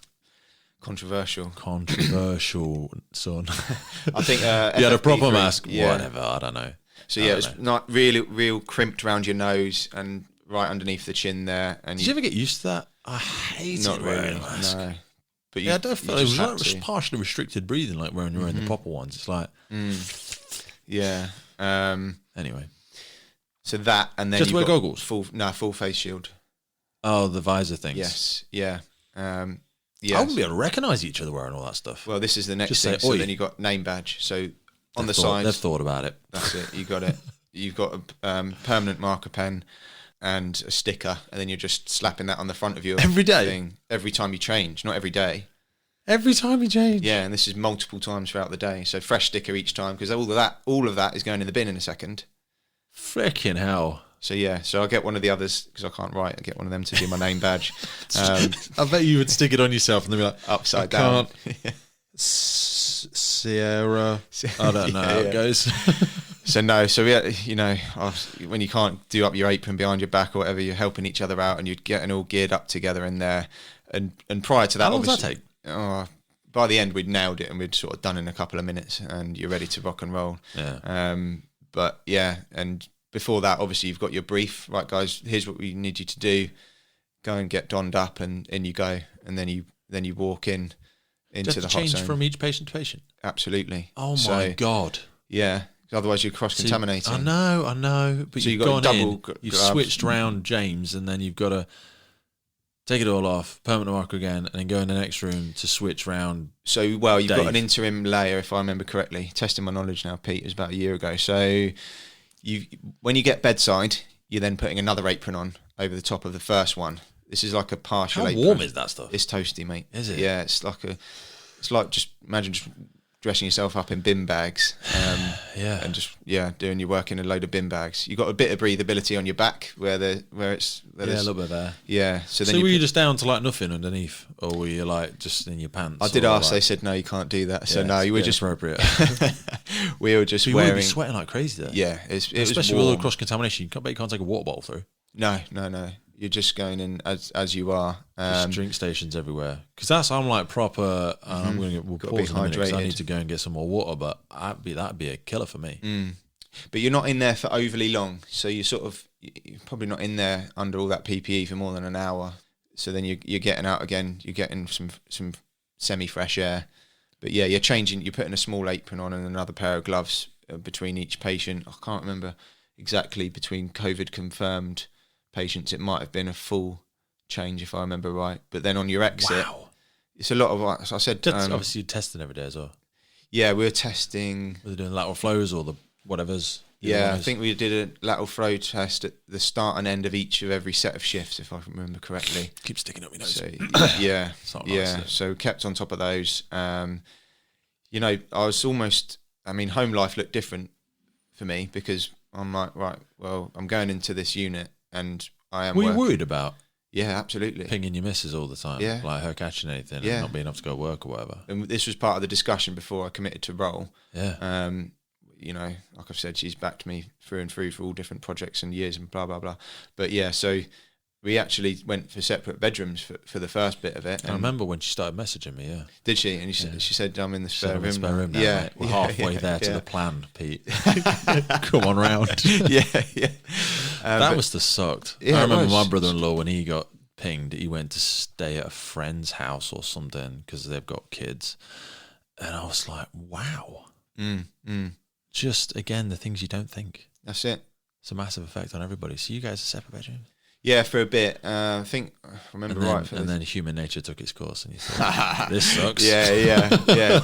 But bless her. Yeah. So that was that. And no kissing. Everything else is fine. But this talks about impact on personal life and things like that. Huge. I was isolated from all my usual colleagues. Yeah, I built some good relationships with the two lads, and we had a real good time and a good laugh, and morale was high and stuff. But I'm taken away from my retained team. You're the COVID kid. Yeah, so you weren't allowed to go on there, so yeah. Didn't get to see those guys because they checked in on me and stuff over the 6 weeks, and then but obviously also they've got their own lives going on. So yeah. And that's the thing when somebody's off, like on a thing, or off on sick, or off on wherever. You've got to consciously think to check in with them, because you're like, life's still going forwards. Mm-hmm. We're still just crazy as hell, and you're like, has anybody spoke to Sarah today? Yeah, I'm like, no, man, I haven't spoke to her in a week. Shit, that's bad, really bad. So you managed to sustain a little bit of contact, or well, a few of them checked in with me, which is always nice. And see then you get some free nitrile gloves or something. That's it. Yeah. Can you find me any? Yeah. Give me some scrubs. Yeah. But yeah, and then obviously for the whole time, because it was a secondment, i.e. you're being seconded away from your primary role. Yeah, obviously was not going in there either. Skills fade. Yeah, well, maybe we'll talk about that later with the more recent ambulance one for 2 months. Yeah. And then you're thinking, right, I'm off the tools and I'm out of the loop. But yeah, 6 weeks was just about manageable. But then I was in between a station move as well. So I kind of like put in my transfer notice, went on the deployment, did another course on another project, and then I joined my new station, and it's kind of like, see ya. Surreal. There's going to be a lot more of that now, though. Like I say, with people changing, promoting. Yeah, it's flexible, it's fluid, all over the place. Yeah, it's good. So take us back to some of the patients that you were interacting with, because you blew my mind with the one in coma. So are they the worst of the worst, or what sort of ranges? What's the average time somebody was in the ward for? Because you would have had not your walk-ins, but like so-and-so's got COVID, they've been brought in on an ambulance, they got COVID. That's it, yeah. So I think, if I remember correctly, and I could have this wrong, so don't quote me on it, but if your SATs are at a certain height, you're going straight up to ICU. If they're below a certain parameter perhaps, and then you might just be on an O2 mask in ICU, conditions monitored, given the meds, given the care, etc. The level of care in that unit is phenomenal. Yeah. Like, what's the day in the life of a patient when they're just in there on oxygen? What is it? Meals a day, sit, watch TV? Do you have to stay in your room? Yeah, it's pretty mundane. Yeah, and like some of the longer term ones of, almost building relationships, like the nursing team and the ICU team are there almost mates, if you know what I mean. Like they know them so well, they're having chats where appropriate. I read of a firefighter that began a relationship with a nurse that they were working with, and like now they're they're married or something. Oh, wow. I was like typical firefighter, gone in on a project. Hello, love. Yeah, I'm a firefighter. Yeah, I don't like to talk about it. There's another couples podcast episode for you then, isn't No doubt, brother. Yeah. I'm sure there's loads of them, and so it should be. I met my missus at work. Hell, why not? So yeah, day in the life, and is pretty much as you said it there. Food, try and rest What's up. food like these days? It looked all right, to be fair. I didn't have any. No, well, we had canteen food, not off the trolley food. We had the good stuff. Yeah, we had the good stuff. But no, yeah, we were looked after. The patient's on the food like, front. "Oh, share my dessert with you." I'm not eating that shit. No, I'm joking. I'm sure it was fantastic. It was fun actually. On one of the patients, they didn't leave. They left some food behind at the end, and sort of thought maybe the nurse who I was with wasn't quite catching my humour, shall I say? And I said, "Oh, so and so's left this bit of custard." I said, "Oh, did you want to finish that, because otherwise it's just going to go in the bin and it's a bit wasteful." And this is a COVID patient, of course. And the nurse turns to me and looks, and she's like a bit confused and says, "Oh, no, I don't tend to share food with the patients here." Yeah. Talking down the nose to you. I was like trying to have a laugh with you. Yeah. We don't do that, Chris. Very inappropriate. I went a bit dry humoured there. Yeah. No one's watching. Should we split it? That's against the rules. Okay, so yeah. But no, they're professional in there. They're really sound. But yeah, going back to the patient, if the patient then deteriorates and they're not maintaining SATs and good oxygen levels with the interventions that have taken place, they're then going into a place of being intubated and being put under general anaesthetic, tubes going down, the machine's breathing for them at this point. And that, yeah, but the discussions are had beforehand, right, you're not with the person. Yeah. So the nurse, so they're still present and cognitive. They're just struggling to breathe, and it's like, can you imagine trying to let your body function on 60-50% SATs? It's not happening, is it? How are you still conscious? Of laboured breathing. Mm-hmm. Do you see they're suffocating. What's that film? Deadpool. Yes. Deadpool, when he gets stuck in the tank. Yes, vaguely. Because they try and cause bodily stress to cause a reaction in the body. Yeah, that was it. So they take his oxygen sats all the way down, and he's constantly suffocating for days and days and days, and then he mutates. But it's similar to that, without the traumatic, being tortured bit, where you're constantly you're just above the baseline. That's you're about to die, then you're not. Then you're about to die, then you're not, and your body's just constantly bouncing off it, because also from an adrenaline perspective, your body's constantly going to keep dumping, trying to stay alive. So switching them over to that, because it's not going to be sustainable for the body to break down. No, yeah. And in that stage, they're going to start looking at how are we going to get nutrition in? They're not eating by this point. They've got a sort of a nasal gastric tube going, so you're getting fed through your nose down into your stomach with a liquid feed, and hoping that some nutrition's going in that way. If that doesn't work, you're then looking at nutrients going directly into the bloodstream. Yeah. If that, IV nutrients, yeah. You got it, yeah. And, Was there? You heard about these banana bags? No. Heard that. So it's a nutritional IV full of all kinds of good stuff, nutrients and vitamins and minerals and all this sorts of stuff. I think some sort of alkalines and all that sort of jazz in there as well. And a lot of athletes use them, but apparently a lot of doctors and stuff and nurses and stuff use them because they're huge vitamin and mineral dumps that you can put straight into your body, and you can buy them. I'm going to try and buy one online. So people have them sometimes if they have a hangover or they feel terrible, and it's just an IV. You can just tap it into your vein and you have it. And obviously it probably makes you look like a drug addict, but it's a normal IV full of all great vitamins and nutrients, stuff like that. So you don't have to eat it. It's just a time-saving efficiency. It's like a biohack. Yeah. People are in the biohacks and all that sort of stuff. And I think it sounds like a cool idea, but I think people will be petrified of it. Just the idea of sticking a needle in your body anywhere makes you sound like a druggie. But banana bag, Google it. If I can find a note for it, I'll put it in the notes of this podcast. It's a weird thing, but I know a lot of people do it. And I know you can go to places, like Joe Rogan speaks about it. You can go to clinics where they'll set you up on one. Yeah. And you just absorb it over 20 minutes or whatever, and you feel amazing. Sounds like something you'd want after ISAR selection, maybe. After anything, yeah. After ISAR, after heavy workout. Yeah. it's like a protein shake 10x. Yeah. You know what I mean? Yeah. Get all the vital nutrients straight into the bloodstream. It's not got to go through your membrane barrier. It's not got to go through your stomach lining. Straight in there. Interesting concept. Yeah, but obviously, like I said, they're Same there. principle. Yeah, same principle. People that can't do it themselves. Mm. So you just want to sit at a freaking desk and work all day. Get yourself tapped into one of them. Probably wouldn't advise it. We're not too far away from the Matrix, probably at that point. But anyway, I digress. Yeah. So those people, they get switched over Yes. into a self-induced coma under the hope that they're...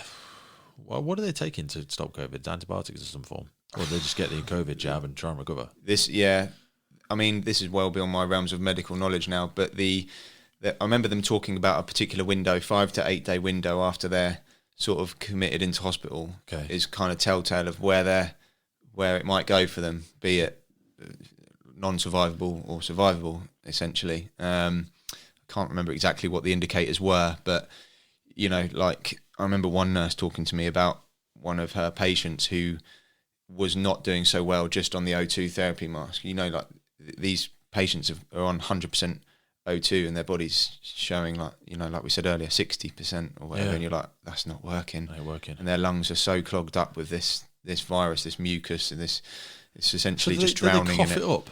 Do they hock it up? Well, or they just can't, or what? Yeah, you can't. They can clear it, if you know what I mean. So you put it in suction down there, trying to clear it all, and you got tubes going in down their throat alongside the other tubes, if I remember correctly. Which you can't really be conscious for. No, and they're trying to keep things clear, and this is why we're moving them. This is why we're proning them to try and keep it loose and from building up in the lungs, so that you're essentially so you're moving them unconscious. Yeah. Oh, right. The conscious ones, you can encourage them to move like side to side. Right, we need to move you now. Sometimes some music on. Yeah. Slightly different, but yeah. So you can encourage them to move, but the ones who are fully under, you're doing everything. Yeah, you're so that moving is a for them. 4-person job. Gotcha, at least. Yeah, that's. I mean, on our first day, we showed the whole operation. We're given a briefing sheet on it. Right, that the firefighter stands there, the nurse stands there, firefighter here, nurse there. At the head end, you've got an anaesthetist or a consultant who manages the airway, and it's all on them.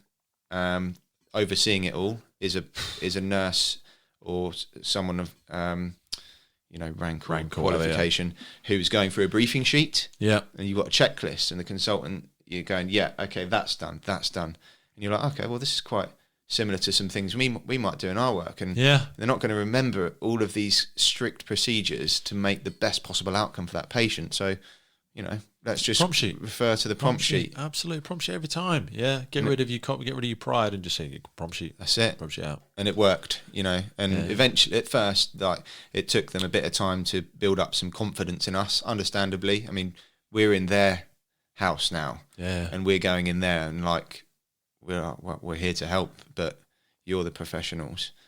And it was a bit daunting at first, but after we showed worth and value. Yeah, they really took us under their wing, Pete, and we felt like part of the team. And our TL's constantly badgering them to say, like, how can we help more? Like, what else can we do? Yeah. Would you mind like folding up the laundry or the new scrubs that have just been delivered? No, we're all over it. Just give us stuff to do that makes your job easier. Yeah, like that's the idea. I remember one bloke came up to us, and when you can see the exhaustion in someone's eyes and that burnout, and he just looked at us and said, oh, you're the reason that I've had a tea break today. Yeah. And you're like, oh, right, it's been like that, is it? Yeah. It was pretty full on. But yeah, so that was the turning operation of, mainly the proning is for those who are fully intubated and they're not moving anywhere themselves. They're paralysed, and you're helping move them to help that build up in the lungs to be as, as it's not blocking up the lungs essentially. But past a certain point, it's going to drown. You're going to drown. Yeah, and that was a fear, because I think it circulated in media maybe or something. But one of the nurses said to us, she had a patient we might talk about who said, I'm pretty fearful about going under the anaesthetic and being intubated because I know that reduces my outcome of survival. Yeah. And she's having that conversation with this patient, and you're like, oh, right, like they know, and they're going under anaesthetic, not knowing if they're going to wake up again. In the public sector now, people got that preloaded in their mind about what might happen. Is there a point of no return with stuff? Yes, yeah. In my opinion, we spoke with one particular intensive care unit nurse. Bearing in mind these patients have got round-the-clock care 24/7. There is one person at minimum with them at all times, and that was like, oh wow. So it is one-to-one care with a highly, highly skilled nurse looking after that person, doing an obs chart like you've never seen before. Like it's the size of this desk, and all the observations are taken. It probably takes nearly. Massive, you've seen it, like A3 or even A1s. You got at the end of the freaking big plinth. Yeah, at the end of the table. Yeah, that's ridiculous. So yeah, it's not ridiculous, but it's like intense. It is. What do they call intensive care? Anyway, or is it intense like when you go camping? No, different intense. That's a different. We'll Google it. Don't worry. Okay. So yes, when it looks like there's it's not going no well. return. Yeah. So at that point, they're obviously, well, from the patients that we saw, they're all under anaesthetic. They're all intubated and all that jazz. And essentially, you are providing the best environment, or the nurses and team are providing the best environment for that person to make a recovery almost on their own. So they're supplementing all the body's basic needs. You're adding oxygen, the machine's doing the breathing for you. You're adding all the meds in, all the nutrition. You're turning them to look after their skin. You're combing their hair. You're brushing their teeth. You're essentially helping them for their body. Did you get trained how to brush teeth? That was an on-the-job training, but I did do some teeth brushing actually. Weird. It was very peculiar. So I remember back brushing my kids' teeth. It never went well. No. I'm not sure we did it properly. It was a traumatic event. For you or for them? For both. More for them, I think, than me. But I imagine if they're not conscious. Yeah, so, well, some of them are conscious, some are... so let's not forget that you've got some that are conscious who have been either extubated, so they've come out of their coma, or they're at a stage where they're recovering from that extubation, if that's the right word for it, and... They've lost all use of their limbs, Pete. So they can barely, move their head around because of the severity of the impact. So the longer they've been under the anaesthetic, the less their body is doing. Yeah. So their muscles are inactive. They're not moving by their own means. They're only moving because of us. So you get this massive muscle wastage. And how quickly can that occur, though? Surely not. Again, don't quote me, but I think it's days.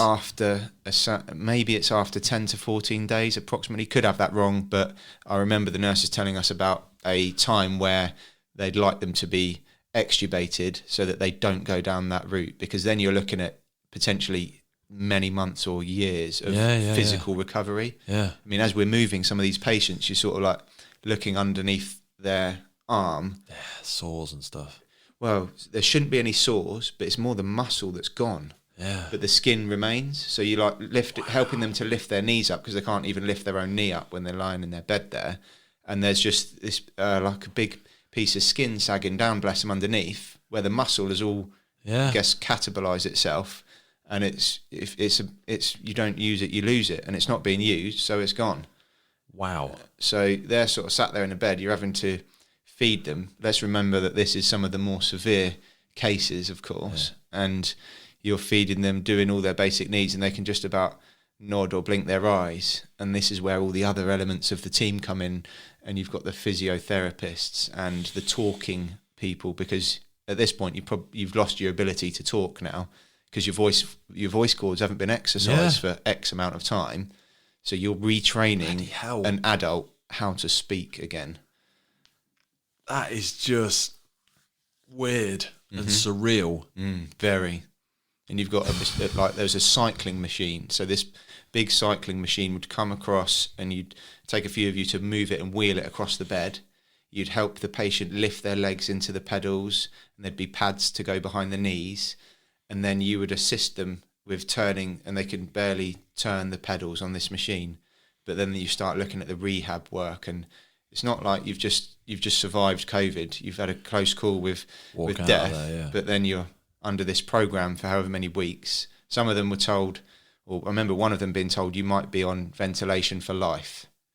So fuck. Yeah, and this is This was actually he was in the public sector in stuff. I can't really share too many details, but we had a good relationship with this gent, and he was told that at one point that, okay, I'm sorry, but it might look like ventilator for life. Yeah, bearing in mind he can't walk and can barely move his arms at this point as well.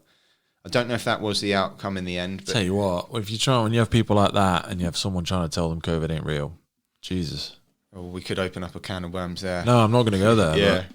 Wow.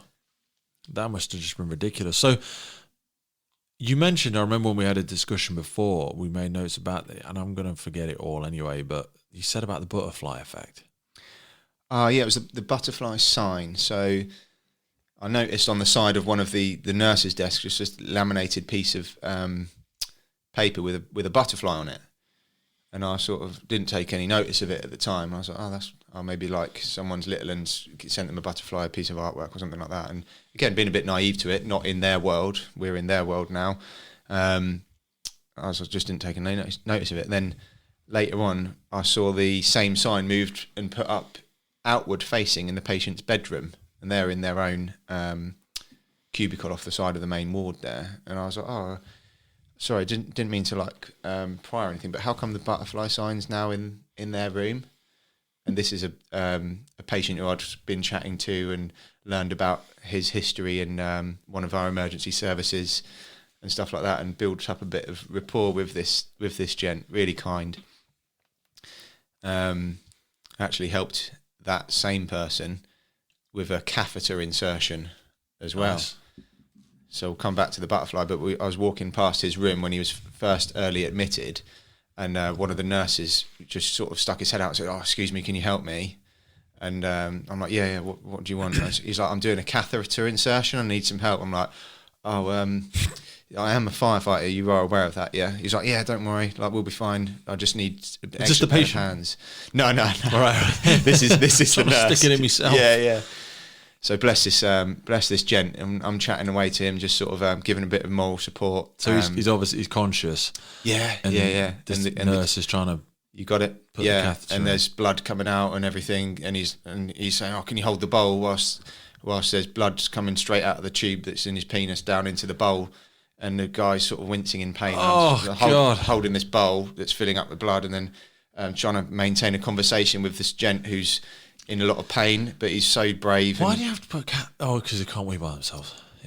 Yeah, so that he had some separate issues that were non-COVID related, hence why he was kept outside. There was a nurse sticking something in his Jap's eye. Yeah, that was part of the problem.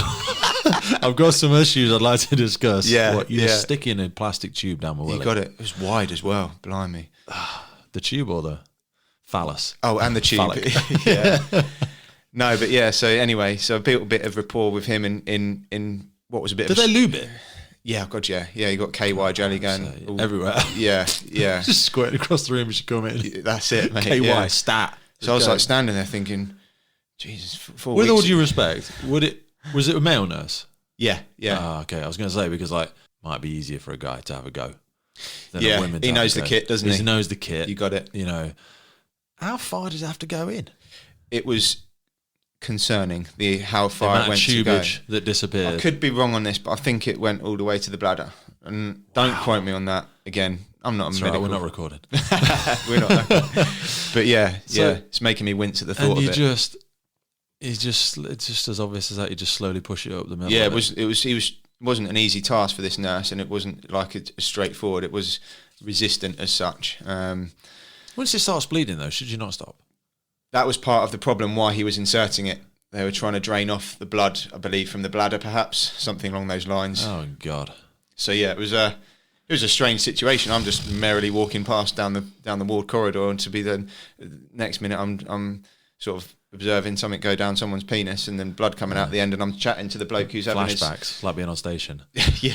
Just walking down the corridor, I had a barrel of balls in my hand. Yeah, that's it. Yeah, it's just how it happens, But again, surreal moment, Pete, because a few weeks before I'm just knocking around the fire station and doing usual duties, and then 3 weeks later I'm like in a ICU unit helping with this situation. But yeah, so anyway, I chatted to the old gent there, and great learning. It was fantastic. Yeah, jokes aside, serious. I mean, where do you get the opportunity to help with something like that? Yeah, you don't. dear. And when someone's having the worst day of their life, You want to help them. or like if that ever happens, or like you're with somebody, or you're with a patient somewhere on a job somewhere, and they're like, I've got a catheter, and it's like it's coming out, or like this thing. You're not necessarily going to put it back in for them, but you've at least familiarised. It's okay. Yeah, I know, I get it. I get where it goes. I get what it does. Yeah.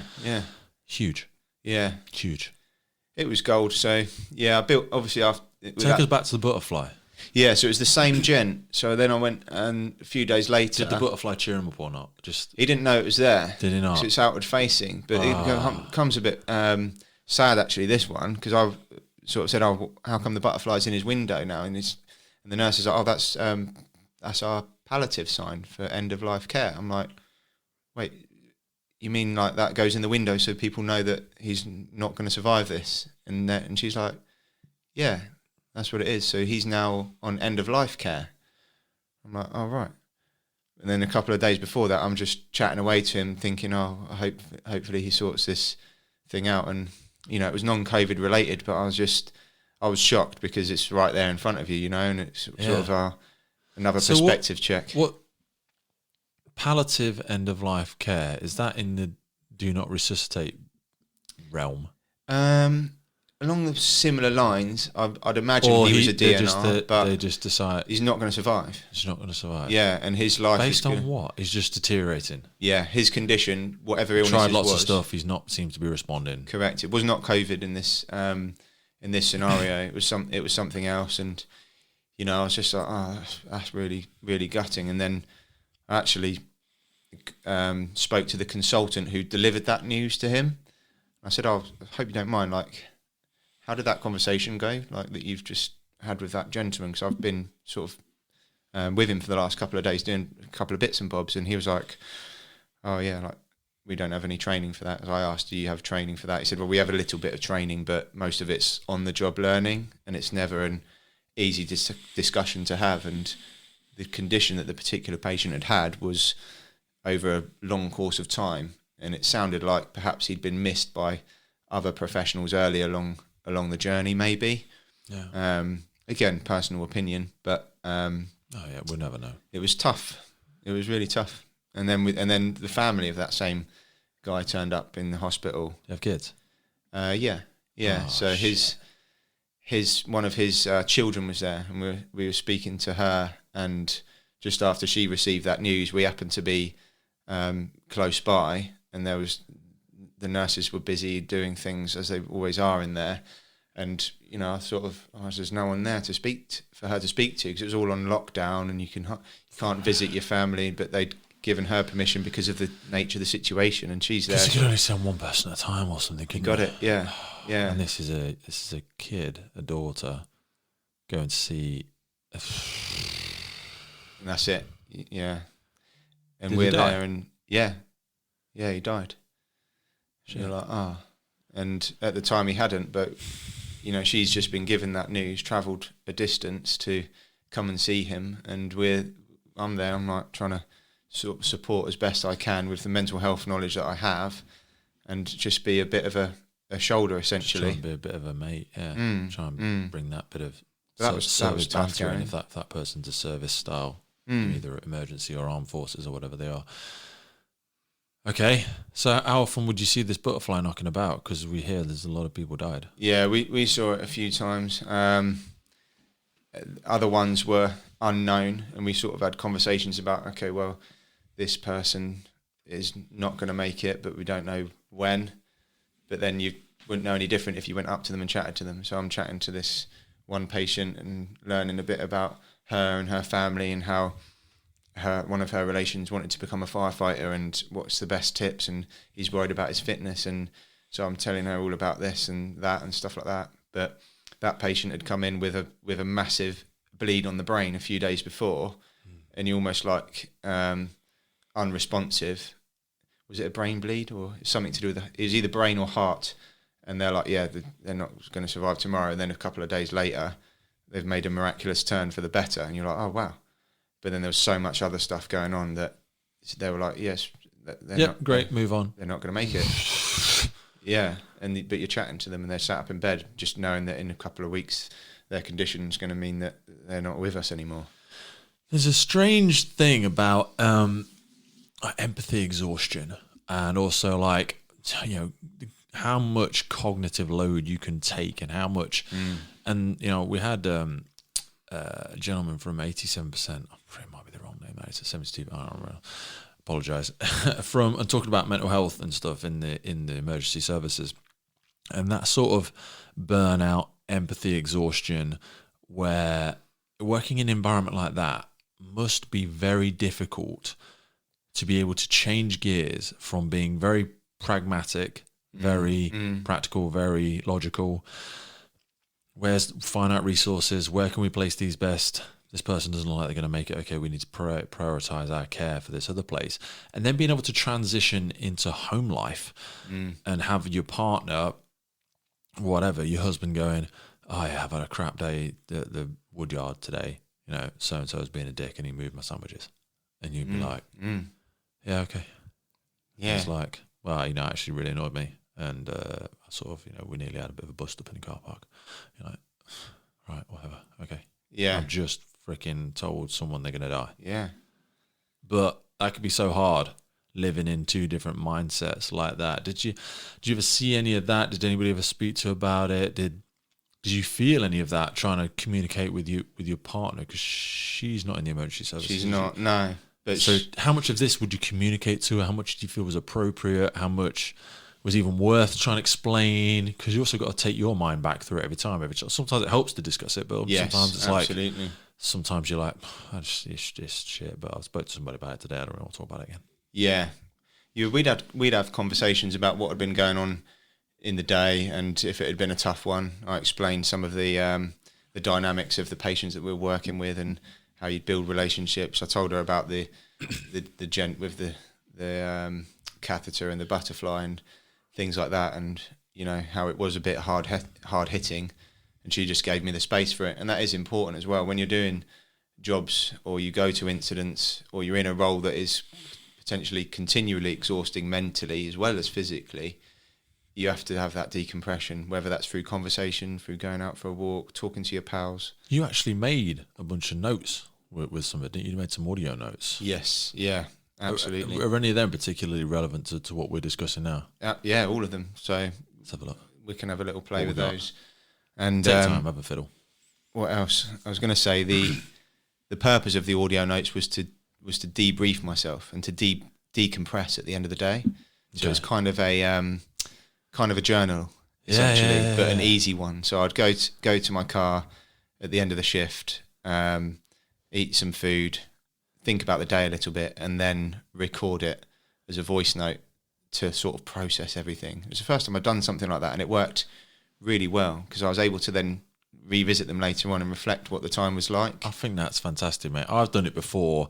Usually if something's happened that I think might come to something else, like if it gets investigated, or if I've been to a big incident, or if there's been a conflict between people, I'll reference it. I'll say, I was sat in a meeting today, so-and-so were present, and so-and-so said this. I'm not sure I thought about it, but it is, whatever, Friday the 27th of September.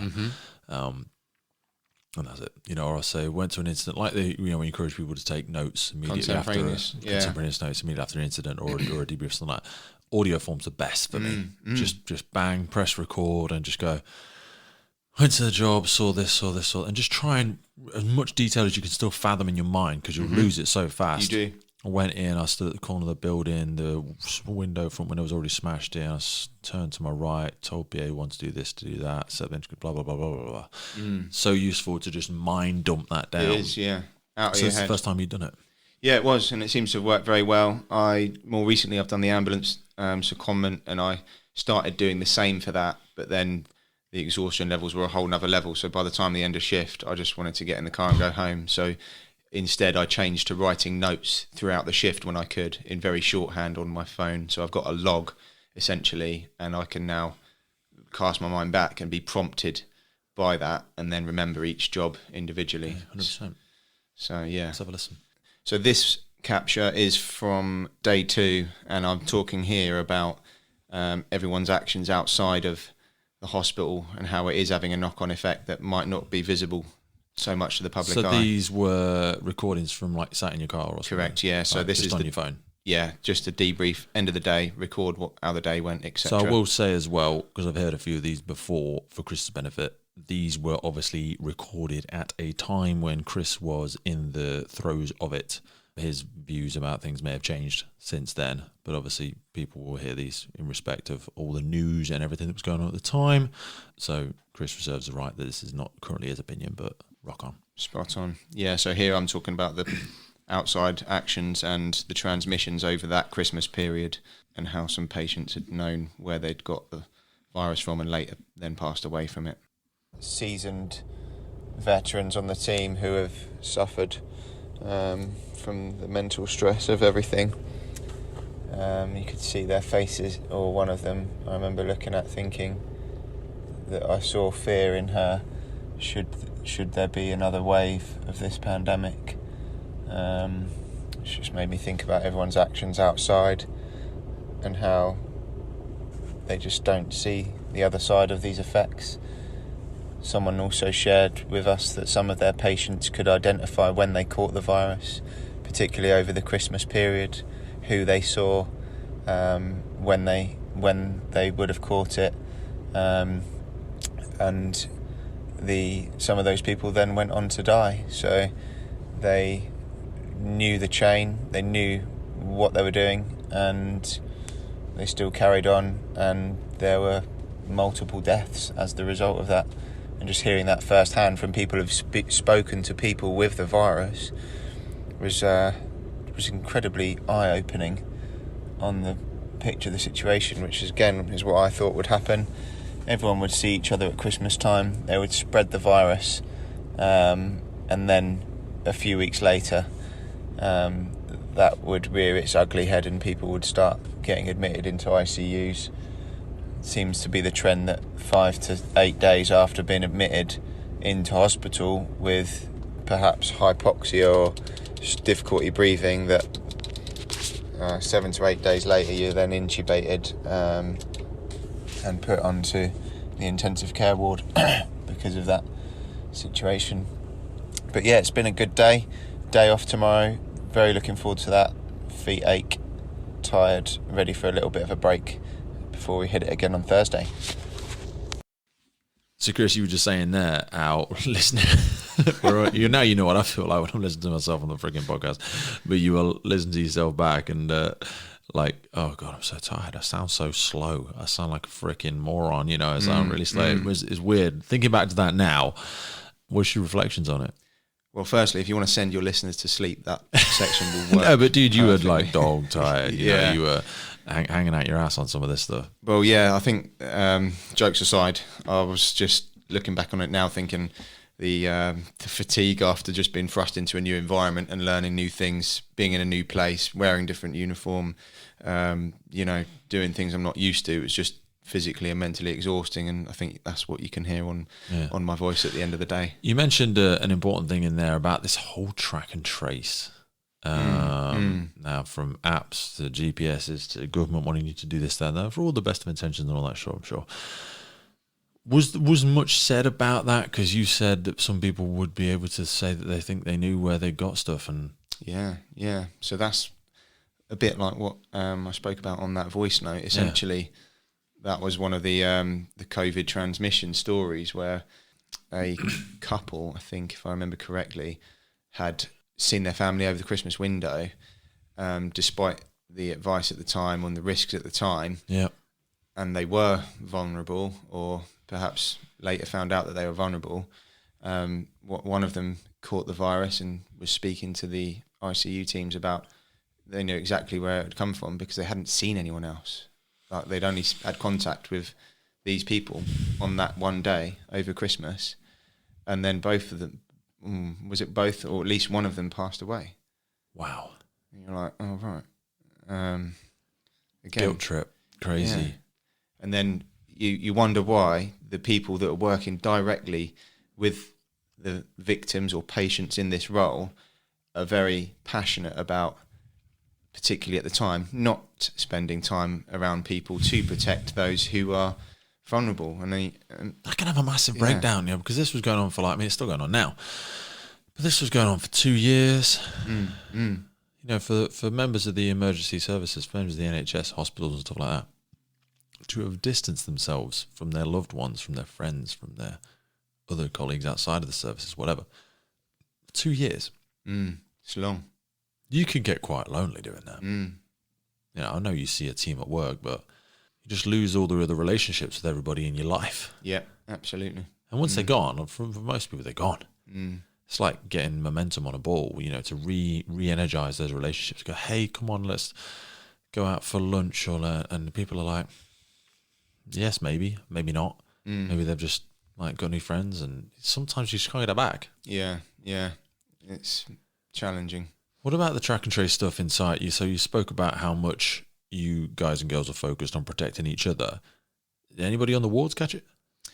There were stories of people on the wards catching it. I only heard of one directly, and this is where there was obviously an intensive care unit patient on the ward, non-COVID, and but very unwell, obviously, potential survivable outcome, however, and they were visited by a member of family who was potentially dishonest about their symptoms.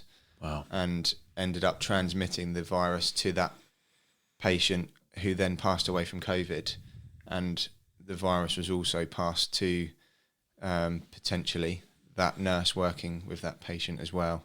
Again, these are potential outcomes. You can't say that was it, but it was kind of leaning towards that. However, on the flip side, one of the team did say to us, with the amount of precautions, risk assessments, PPE and so on, you've actually got more chance of catching the virus when you go to the shops on the way home than you do here. Oh, God, yeah. Especially with the intubated patients, where they're not actually breathing out into the atmosphere. The breathing is all happening internally. Yeah. So you're like, okay, well, you know what? And that was reassuring to know that. So from those means, would you then have to, like you say, scan, check every day, test yourself every day? I probably already mentioned it before. And then were the times when you just weren't able to come in, or people were like, I'm feeling rough today, I don't know, so don't come in because you put everybody else at risk? Yeah, if you're showing any symptoms, I believe at the time it was obviously not to come in. They needed to protect that resilience on a massive level in that unit. Does that drop people straight into that 14-day thing, or is it a 10-day thing? Or good question. I think it would have been longer in the earlier days. Yeah. You're wearing masks everywhere. 21 days, I don't know. There was restrictions on their what was their mess room. I think they only allowed 4 or 5 people in their mess room, and you got a unit of quite a big team there. And if we're on a tea break, we did have the occasional tea break, of course, 11 o'clock. And they stick their head in, and there's 4 of them coming, and they're like, and we're like, no, don't. Like, you come in, we'll get out, and then we'll go and stand in the corridor, or go and find another side room on another ward somewhere. So the protocols were hot, and they were all over it. Like, it was diligent. Talking about protocols, you mentioned something before we came on, and I wanted to say it just because it sounds funny. Hopefully it is funny. Code Browns? Code Brown. Yes, yeah.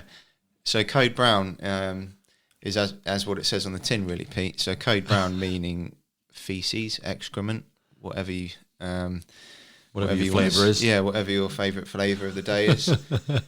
But yeah, so Code Brown's kind of little subtle, jovial way of saying we've got some stuff to clean up with a patient. So if you're thinking about these patients, particularly the really high dependency patients are catheterized, if that's the right word, and they've got a bag up the back passage as such, and then tasty. Yeah, it's tasty, and that's just fed down into a tube onto another bag. So the nurses are changing bags and changing catheter bags all the time, fairly routine. But then at one stage, obviously, you want to get that removed on their path to recovery, and then they're sitting on like an inco pad or an incontinence pad as such. It's basically a giant absorbent pad that helps a clean-up operation.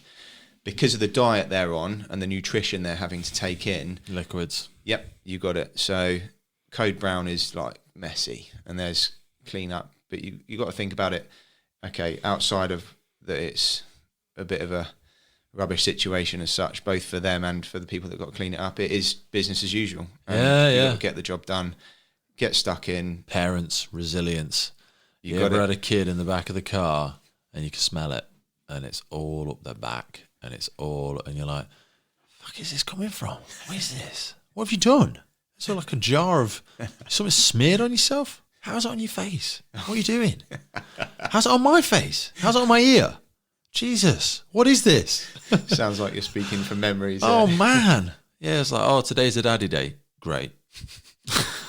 Where are you going to take her? I'm not taking her anywhere. Every time I put her in the car, she shits. It's like, I don't know what it is. Is there some shitty smells in the car? Dirty protest. Or, yeah, what? She's having a dirty protest in the back seat. Yeah. We didn't make it out the end of the driveway. Forget it, we're not going. I'll just put you on the floor and hope the dog licks you. I don't care. No, anyway. But yeah, it was a whole nother level. I mean, we've been to sort of assist ambo or concern for welfare jobs before. I remember going bariatrics. Yeah, you got it. Stinks. I went to one where there was a gent suffering from mental health, and he'd actually sort of taken his excrement and thrown it all around the walls of his house and smeared it on the walls, and went upstairs, and you get the watery eyes, and had to make a dash for fresh air on that one. But this, you don't have a choice for that in this situation. You've got to suck it up and crack on, basically. Yeah. It's a mess. It's everywhere. It does, and you're trying to make light of the situation. Like just keep talking to them. That's it. Yeah. But you got to clean it properly. Same with like kids, infection, wiping back to front. No, wipe it all properly and get it out the bits and get it out the gaps. Because it will cause an infection. Mm-hmm. Especially like say if they've got blooming catheter here or they've got a freaking IV in their arm. Can't get nowhere near that. Can't get around all the wounds. It can't get in anything. Orifices. That's it. So yeah, we just do what we do best and create some light-hearted banter when it's appropriate. Do the nurses see that and they're like, see if there's any of them firefighters out there because you've got freaking Go Brown in here. Just get one of them to do it. You know it. I'm sure you would do, wouldn't conversations. You? They're like, we need to go and do important things. You can do this. Anybody can do this. Yeah. So clear up some poo. They'd do the majority of the messy work. We'd be an extra pair of hands. We didn't have training. There for comic relief. Yeah. Bit of bounce. That's it. And you kind of got to know the turn. So you do a log roll essentially on your patients. No pun intended there, because there were no logs involved. Liquid. And then you'd kind of, as you got used to it a few weeks in, you'd be like, all right, what have I got the stomach for today? You got to make a tactical choice of which side of the patient you're choosing. So if you're rolling towards, you're safe. If you're rolling away, you got the dirty side, mate. Do you ever have that where you both go into the room and you both try and head for the same side of the bed? Yeah, you're like, oh, that's that game, is it? Right, so you're stood there. Yeah. So you want me to go stand over there. Right, okay, that's what's happening, okay. We had one where we did a whole manoeuvre, bed change. Again, she's incapacitated physically, but present, and she can starting to talk and and anyway, she'd had the accident or whatever, ready to clean up and that. All bed, all settled. And she looks and says, I'm really sorry, it's happened again. And she was devastated, like, and you're like, listen, don't worry. Like, about it. We're here to help. We'll sort it out again. We'll just do the same as we did a minute ago. Is that all right? And and you're chatting away, and she's like, I'm so embarrassed. I'm like, don't worry. And you just provide some reassurance. And, this is with relationships that you've built over the few weeks, and they know your face, and give some smiles and have a bit of jovial. Have a bit of chat. That's it. Yeah. I'm the same whenever I go to bariatrics. Just try and make them laugh. Just try and have a chat with them about it. And be like, because they know what it's like. Yeah, they do. They know how bad it looks. Mm-hmm. There's no everyday business. Don't make a big deal about it. I wanted to ask you about, because you spoke about the fact that the first job, the first deployment was sort of 4 weeks, and then you went on and did another stint, or did you do another stint on the ambulances or on the paramedics? Sorry. So we did. We had the ICU deployment, 4 weeks, then extended to 6. So that's about a year ago now, and now more recently, I've just done 2-month secondment deployment, however you want to phrase it. Glutton for punishment. You want to go back for more? Yeah. Why did you want to go back? What, into the ambo? Yeah. Again, it was a call for help, and I'm here, so let's get going. Is anybody hearing about what you're doing and trying to get in the team, or was it the same old faces, or? What, on the ambulances, Yeah. you mean? Totally different. Like, there was some crossover skill from ICU, and it was just another opportunity for growth, another opportunity to help, and another one to, like, push the comfort zone, you know? It's similar, very, very similar reasons for signing up to the ICU. You know, okay, well, AMBO's on their knees, they're struggling for staff. Our service have put a role together where we can supplement and help them. So what did you do when you say help them? What was your role? Our role for AMBO, I mean, we could do a whole nother podcast on that, was ambulance driving. Nice. Yeah. So you needed to be qualified Gotta have your EFAD. driver and EFAD, yeah, all that jazz. Conversion course with them, and then 2 months with them. Ambulance is faster? Yeah. Significantly. Yeah, definitely. So I think the Mercs are about maybe 5.5, 6 ton. Yeah. And Well, the ones we had were 6. We pulled an ambulance, didn't we? Oh, yeah, of me course and a you friend did. of mine pulled an ambulance Yeah. for whatever it was, a couple of miles. 6 ton is half the average. They were way heavier than I thought they were. the new Fiats are lighter. Yeah. Yeah. I've seen some of the Ford ones. They're literally called. I know Venari do a few of them called lightweight ambulances, shorter, smaller things. So you were driving for them. Any big changes with the driving? I know, like you said, it's a whole conversation itself, but Yeah, we did a conversion course with them. Very similar principles. A few different, like, what's their word? Policy. There's a few different policies on speed and stuff like that. yeah. But the blue light handbook or the police blue light driving manual, wherever it's taken from, is essentially almost the same. The police roadcraft, is it? Because they do a lot of, because obviously within a fire appliance, you only blue lighting it on the way there. With an ambulance, you do a lot of pickup and then almost a slightly more, not that it's not controlled, but a slightly more controlled blue light run to the hospital. Yes, yeah. It's a whole different game. Transporting the patient or conveyance. What's some of the biggest runs you did? Because some of them go miles. Oh, a long ass way. We're running like, they wouldn't blink an eye at a 20, 30 minute blue light run. Yeah. No, yeah. So you're like, what? Depends what hospital they need to go to, isn't it? Yeah, Depending what where the sort of case patient it is, what resilience they've So got. was it working with a single paramedic or would you Mostly, be, mostly me and one paramedic. who's nicer, the ICUs or the paramedics? Different. Different political answer. There's some stunning paramedics out there. Yeah. Girls aren't bad either. I knew you were going there. Yeah.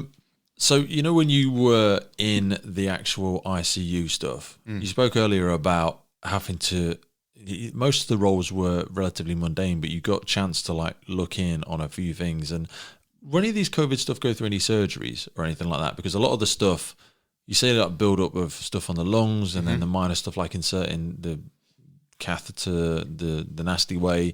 Did you get to observe anything deeper, or was it like you had to just do the rabbit run around jobs all the time? No, yeah, like when appropriate, we got to observe some stuff, and I'm kind of a bit of a geek when it comes to taking on information. I'm like, what does that do? Why are you doing that? Or can you tell me about this ECG thing? Blah blah blah.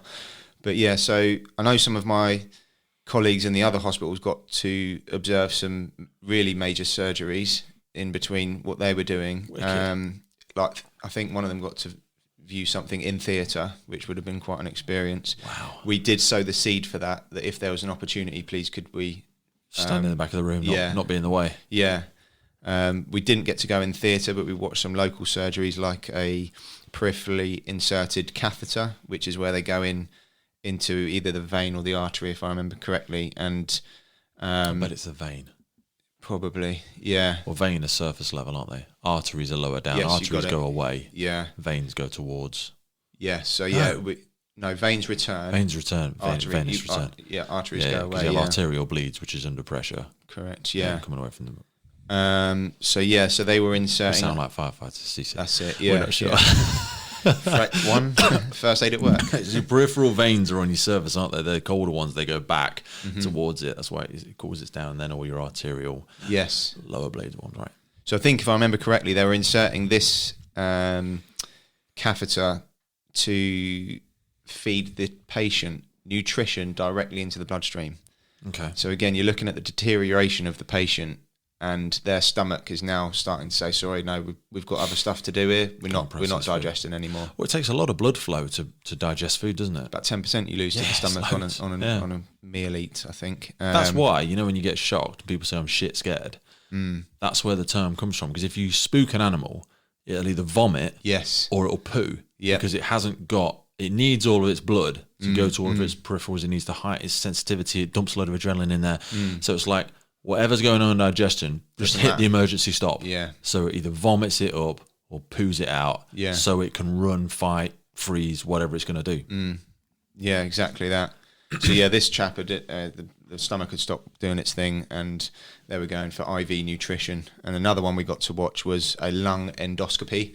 So you're taking endoscopy. So endoscopy is, I believe, sort of any procedure that goes into the body through the camera through them. You got it through external orifice.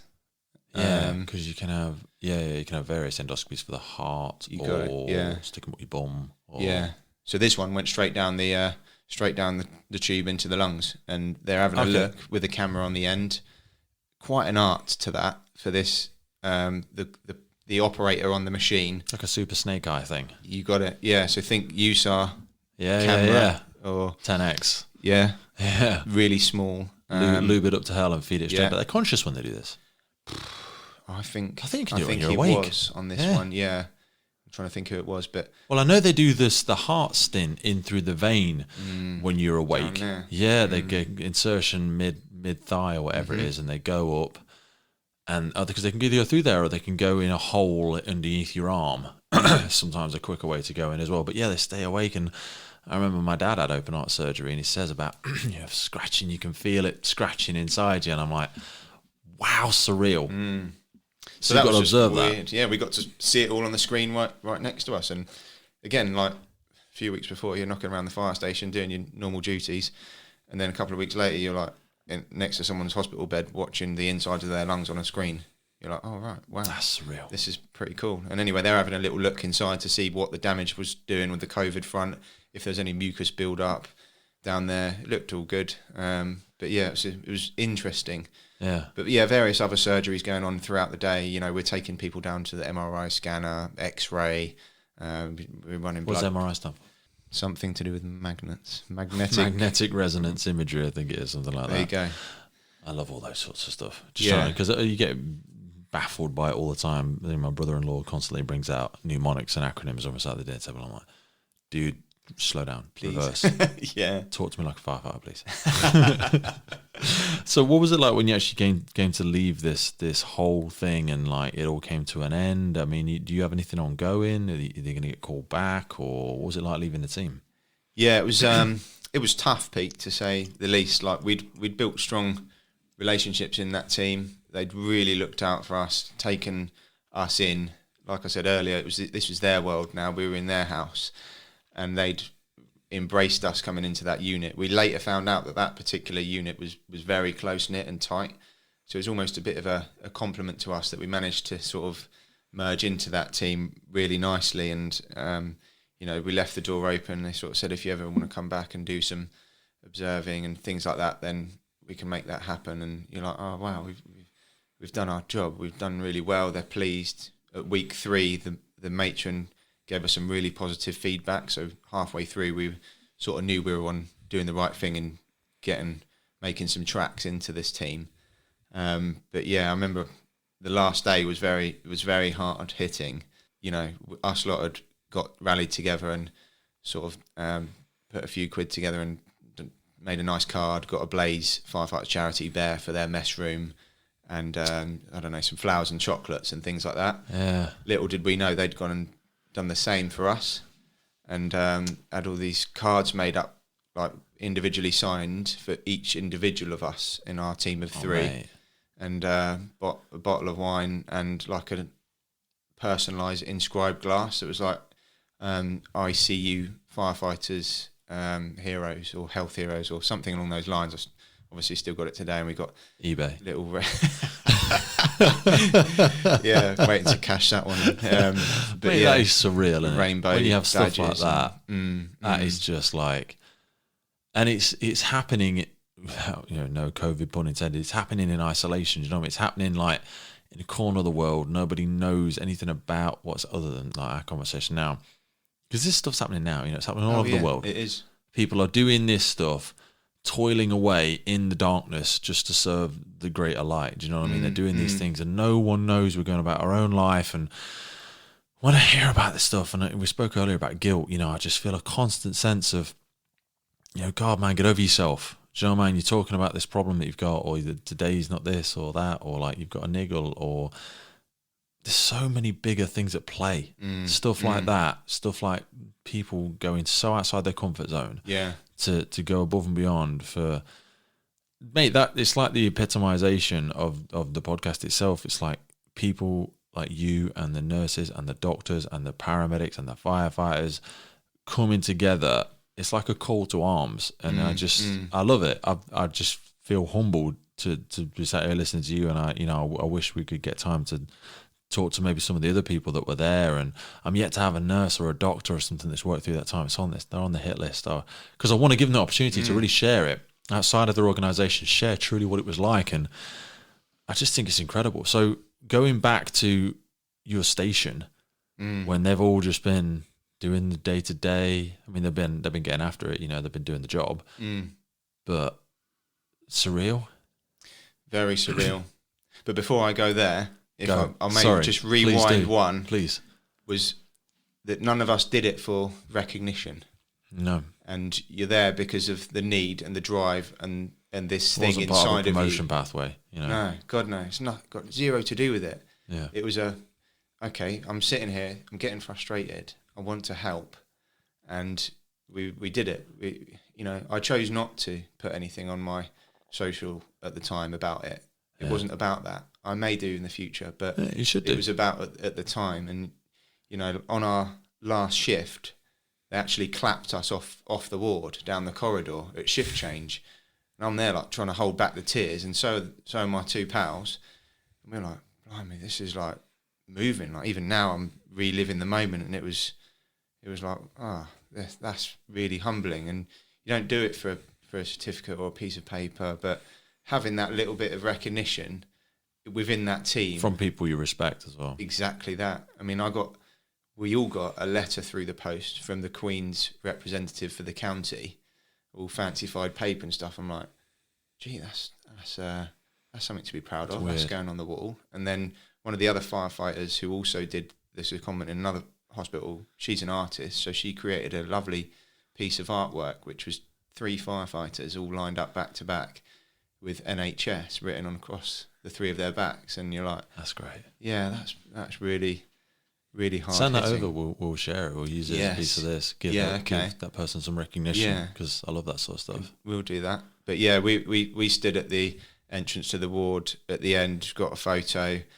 and that, and yeah, we all were pretty teary at that point, and we were like, okay, we've done our stint and the job is done. It's calmed down. They've closed down the extension ward to ICU. It's now reopening for what it's supposed to be doing, and the work is done. And you kind of got to close that chapter and move on from it. But you're still your mind is still in the zone. You're still in the moment, and it was a bit weird to be like, oh, we're done now. See ya. On to the next thing. And yeah, so going back to the station, like you just asked, a bit surreal, because the guys and girls have been ticking away, getting stuff done, doing the work. They're asking you about the deployment and stuff like that, and before you know it, you're just back in the swing of station life. And right, Chris, you're driving today. Yeah. Check the pump. Yeah, back to the routine. And was there ever part of you thinking like, I wonder what so and so's doing now? I wonder what they're doing on the ward. All the time. I wonder how they are. I wonder what happened to that patient. I'll tell you a good one on that, actually. You've just prompted me. So nearly a year later, Safe and Well's landed on my desks, and we're doing the phone calls like you do, phoning up the people in the community saying, can we book you in for your Safe and Well? And I recognised the name on the paperwork, and I'm like, that name is from one of our patients who we looked after for the whole of the deployment, and that's landed on my desk for me to phone. I'm like, that's not a coincidence. So I phone her. I'm like, oh, is that so and so? You in ICU at such and such during these dates by any chance? Yeah, that's me. I said, oh, it's me, Chris. No way. And we had a chat, and I'm like, what the hell? Like we've spent 6 weeks looking after you. I fed her lunch by hand, and not literally hand, but using a utensil. Yeah, knife and fork. And then a year later, I'm chatting to her on the phone about her smoke detectors and can we come and visit her and stuff, and asking her how's your recovery going? Have you got oxygen in the house? Are you breathing on your own? Like, and it was just so good. How's so and so? How's your partner? How's your whatever kids, friends? We spoke General about this. Chat. We shared about that.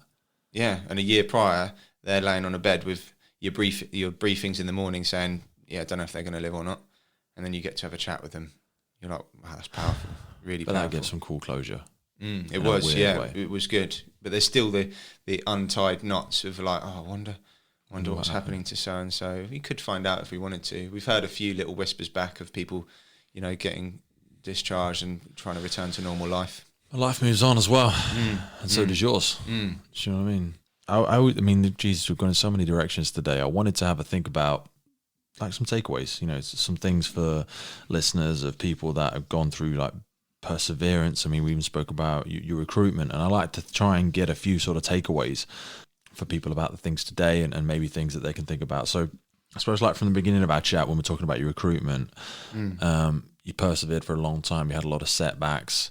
What advice would you give to anybody that was maybe some point through that journey and maybe they've just had their latest kick in the ass and they're pushed away? And what advice would you give to somebody like that? Yeah, so my advice on your perseverance, particularly if you're trying to get into an organisation, be that public sector, private sector, services, whichever, and it's one of those challenging recruitments where it is competitive. There are not very many roles against the amount of applicants. You've got to keep going. If there's no definitive reason that you can't join the organisation that you want to, then you just have to keep at it. Build some support mechanisms that help you get there. Ask for advice, things like that. Find people that can help you and learn from each of the application processes. Like, seek the feedback, particularly if their later stages have been unsuccessful, because you're getting close there. I know from personal experience it's a kick in the face when you get knocked back, particularly time and time again, and it does wear thin and it is draining. But once you're over it and you're on to the next one with more information, knowledge applied on board, you're getting closer to the golden ticket of the particular role that you might want. You really have to go out and find out from the guys and the girls in the role what they get up to, any tips they might have. Research the sector, absorb good content, look for any information you can get hold of, good podcasts, attend events and network, get a mentor or two. Really start thinking about pushing your own personal comfort zone and then reap the rewards of getting uncomfortable, learning and developing things. Learn from each process and make sure you're doing all that you can do to become the strongest applicant for the next one.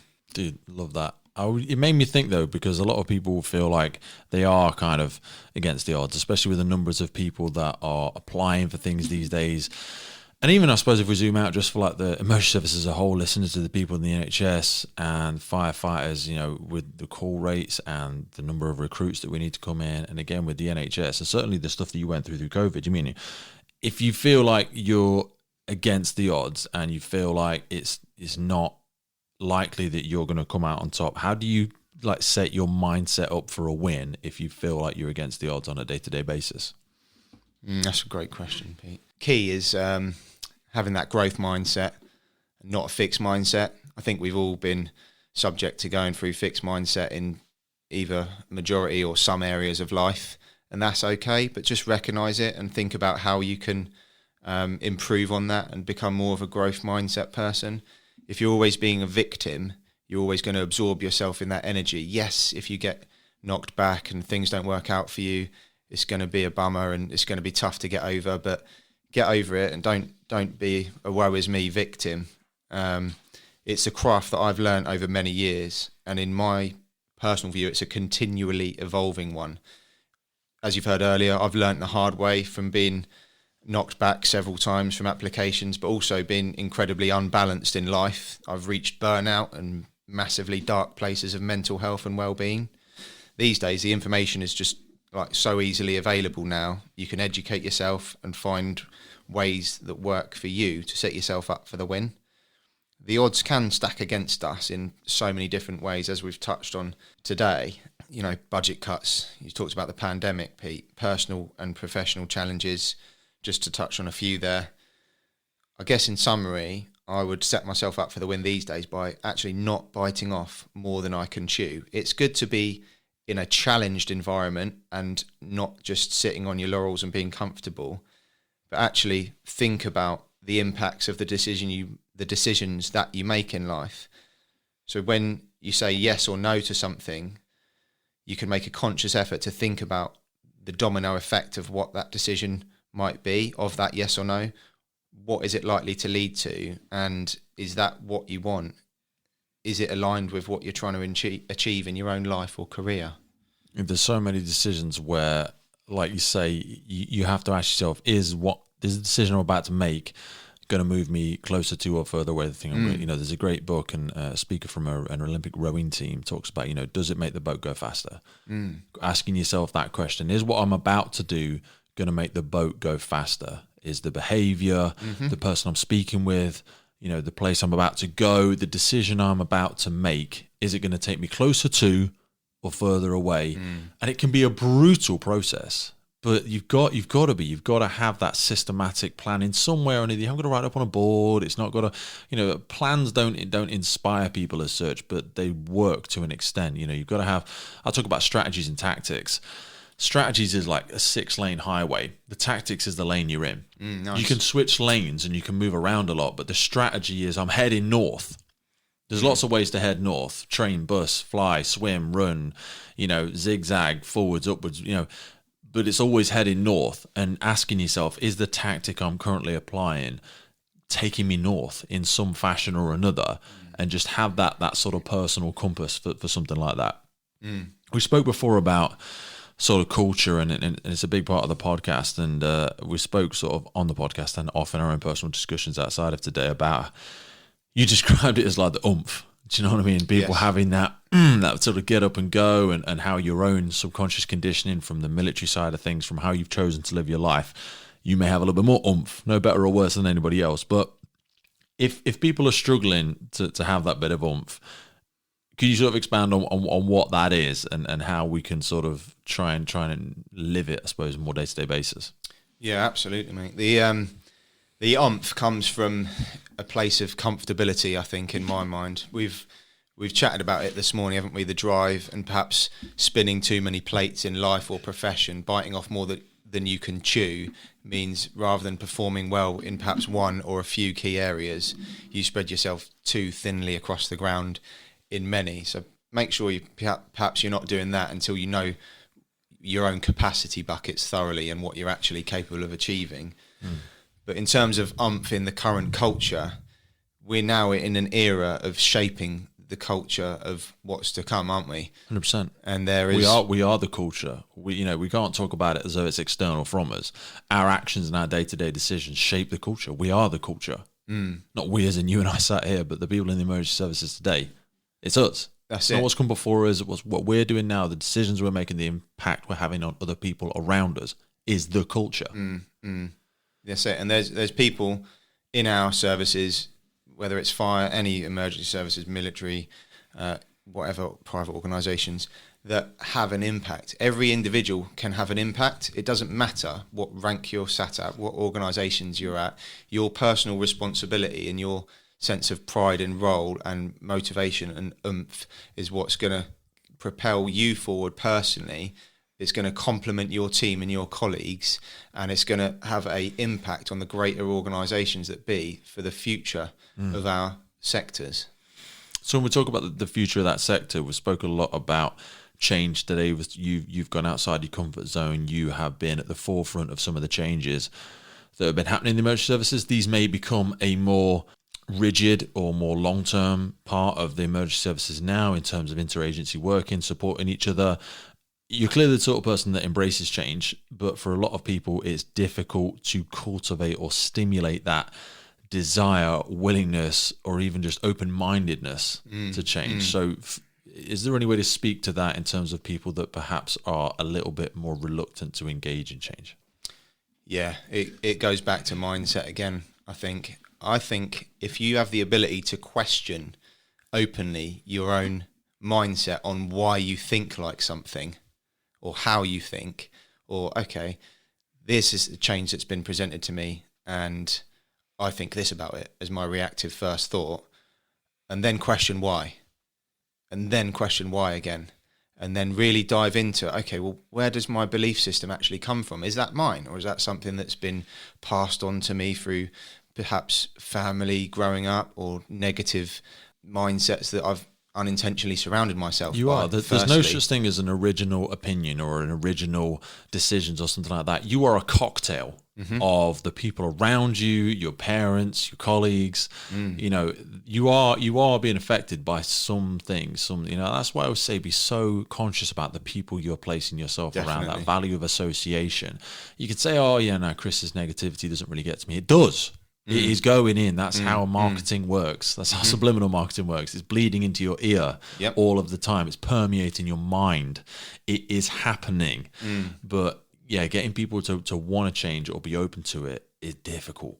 It is hard. And a phrase that I've often referenced is that if we aren't changing, we're going backwards. Yes, there are some techniques, methods, ways that will always be bread and butter, and don't try and reinvent the wheel as such, but in an ongoing capacity, if you're not staying with the times and you're flexibly changing and you're being fluid, you are going backwards. Another phrase I pinched, I think, from Stephen Covey: if you don't like something, then change it.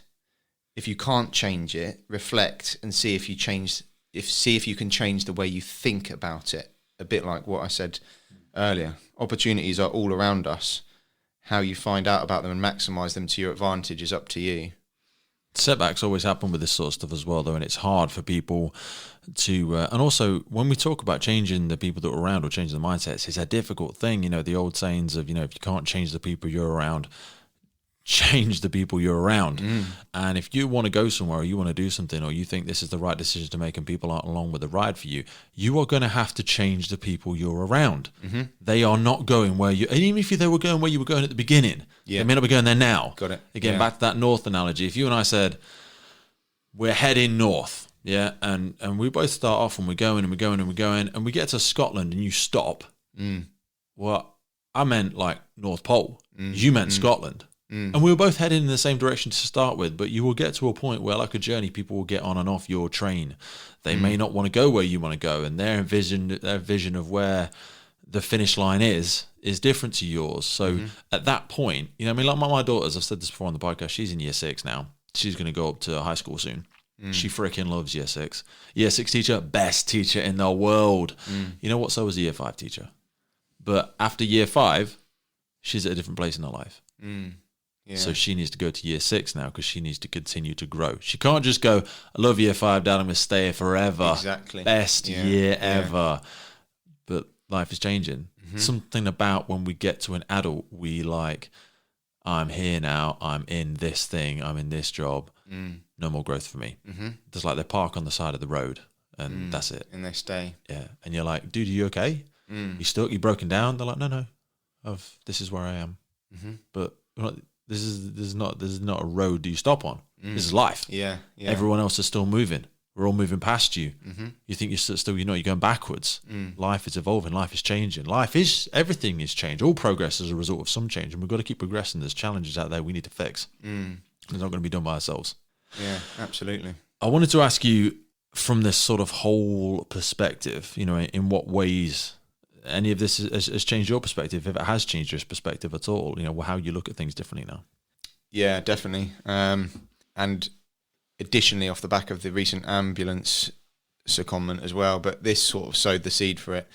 Firstly, going into that hospital environment, somewhere I've never been before, I never doubted the level of training of the NHS, of course, but it was a direct insight into just their almost elite knowledge and skill of what they're doing and how they're operating there was just absolutely fantastic, and the high level of care given to patients. It was an absolute blessing to be able to firstly see that firsthand, and again know that care is there if I or any of my loved ones or families or friends needed it.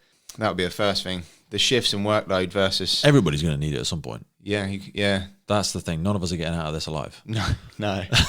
Wait. What? Not the podcast. I mean, like life. Shifts and workload, uncomparable to my experience in the fire service. Yeah. It's just, you can't put those two things in the same box at all. The structure of the day, the consistent work, there's always something going on. There isn't the flexibility in the planning of our day like we might have outside of the calls in our line of work. That was very humbling and made me think, actually, like, we're in a great position here. Yes, we get to do training and we get to do our reactive work and things like that, but that's because of our role. Like, they don't get every day in the fire service is a winner. It is. Honestly, and I just it boils my piss when I hear people moan about some of the stuff they think they have to do in the service. I just like, oh God, I just want to grab them. I hate it. Honestly, it's just so...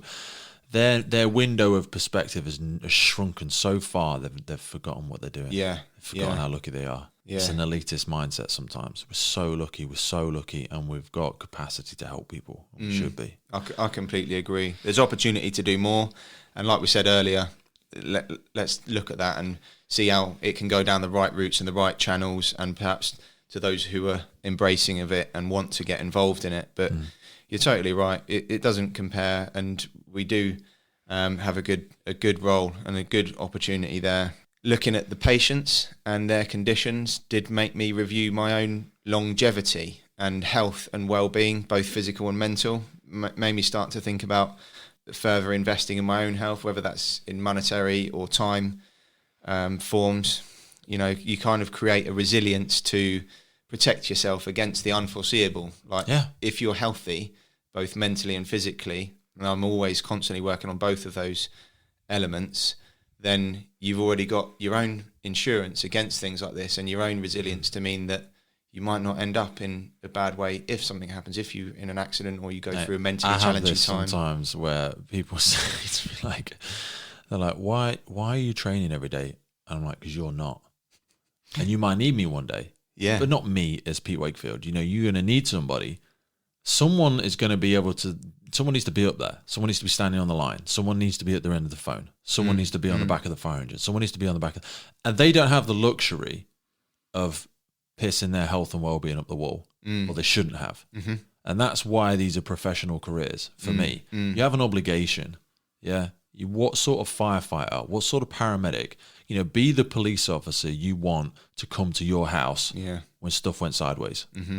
That is the person you need, and that is where you need to look at this role holistically and say that it's not just a 9 to 5, it's not just a tick box, it's not just a personal qualities and attributes, it's not just a required professional competencies and ex-GCSEs. It's so much bigger than that. It is. And you need to hold yourself, that personal accountability, you need to hold yourself to a standard that is unrealistic to the vast majority of the public, in my personal opinion. And I'm sure recruitment agencies will be screaming at the podcast saying, no, everybody's welcome no matter... Yeah, everybody is welcome if they want to hit the standard. Yeah. Don't come in, dilute the pool. Come in and raise us up. Come in and challenge me. Come and call me out on my BS. Anybody, you know, go and ask them to be a better version of themselves. Agree. And just say, was I the best version of myself today? If not, that's okay. But then try and be 1% better tomorrow. Yeah, completely agree. That's all I ask. Yeah. If we wanted to leave anybody with a sort of a final message, because I'll be brutally honest, you know, with the podcast, we do want to try and inspire action in people, want them to be the best version of themselves. So from your experiences and what inspired you to get into the job, what do we need to have in mind when we're trying to make the next sort of decade of the fire service and the next decade of the emergency services a great place for people to be? Great question. So I think if you're that person who is potentially considering a career in the emergency services or some sort of service sector and you're not quite sure about it, go and find out about it. Push your comfort zone like we talked about earlier. Be the best version of yourself for the potential future role that you might then encompass by going into that zone. If you're someone who's already in the service and you're passionate about it and you love the job, that's okay, and live with those values and live by those values. Push yourself and push your career. It might not necessarily mean down the promotion route, but there's so much opportunity in what we do. But you have to put yourself out there. You have to reach uncomfortable places for growth. And the more you lean into it, the more you realise as well. So, from your USAR stuff to the paramedic stuff to the ISAR stuff that I do to the fire investigation to the dog rolls to the stuff you can do with the police. It's the old phrase, the more you put in, the more you get out. What do you say? Kicking doors and taking names? Yeah, you got to kick down doors for people to walk through. Yeah, you've got to go first. That sums it up well, Shy kids don't get sweets as well. So go and ask. Go and ask your service. Go and ask, what other opportunities are there for me? Yeah. What could I do to add more value to this service, to the paramedics, to the ambulance service, to the police service, to the care sector? There are lots of challenges that we need to find solutions to. And the thinking that's brought us this far is not going to take us past them. So we need people with neurodiversity. We need people looking, sounding, speaking, thinking differently to take us past where we are right now. What you have done 10 years ago would not have happened. It wouldn't have allowed it to happen. No. But people asking, people throwing their name in the hat, people being cheeky enough to say, let's just go and do a recce. Let's just go and find out about it. Let me just see what it is. And take that first step. Take that first step. And before you know it, a bunch of people are stepping behind you. It's like a rugby game. You jump down the rug, everyone comes in behind. Now let's push. Let's get it over the line. There you go. Yeah. And that's what you've done.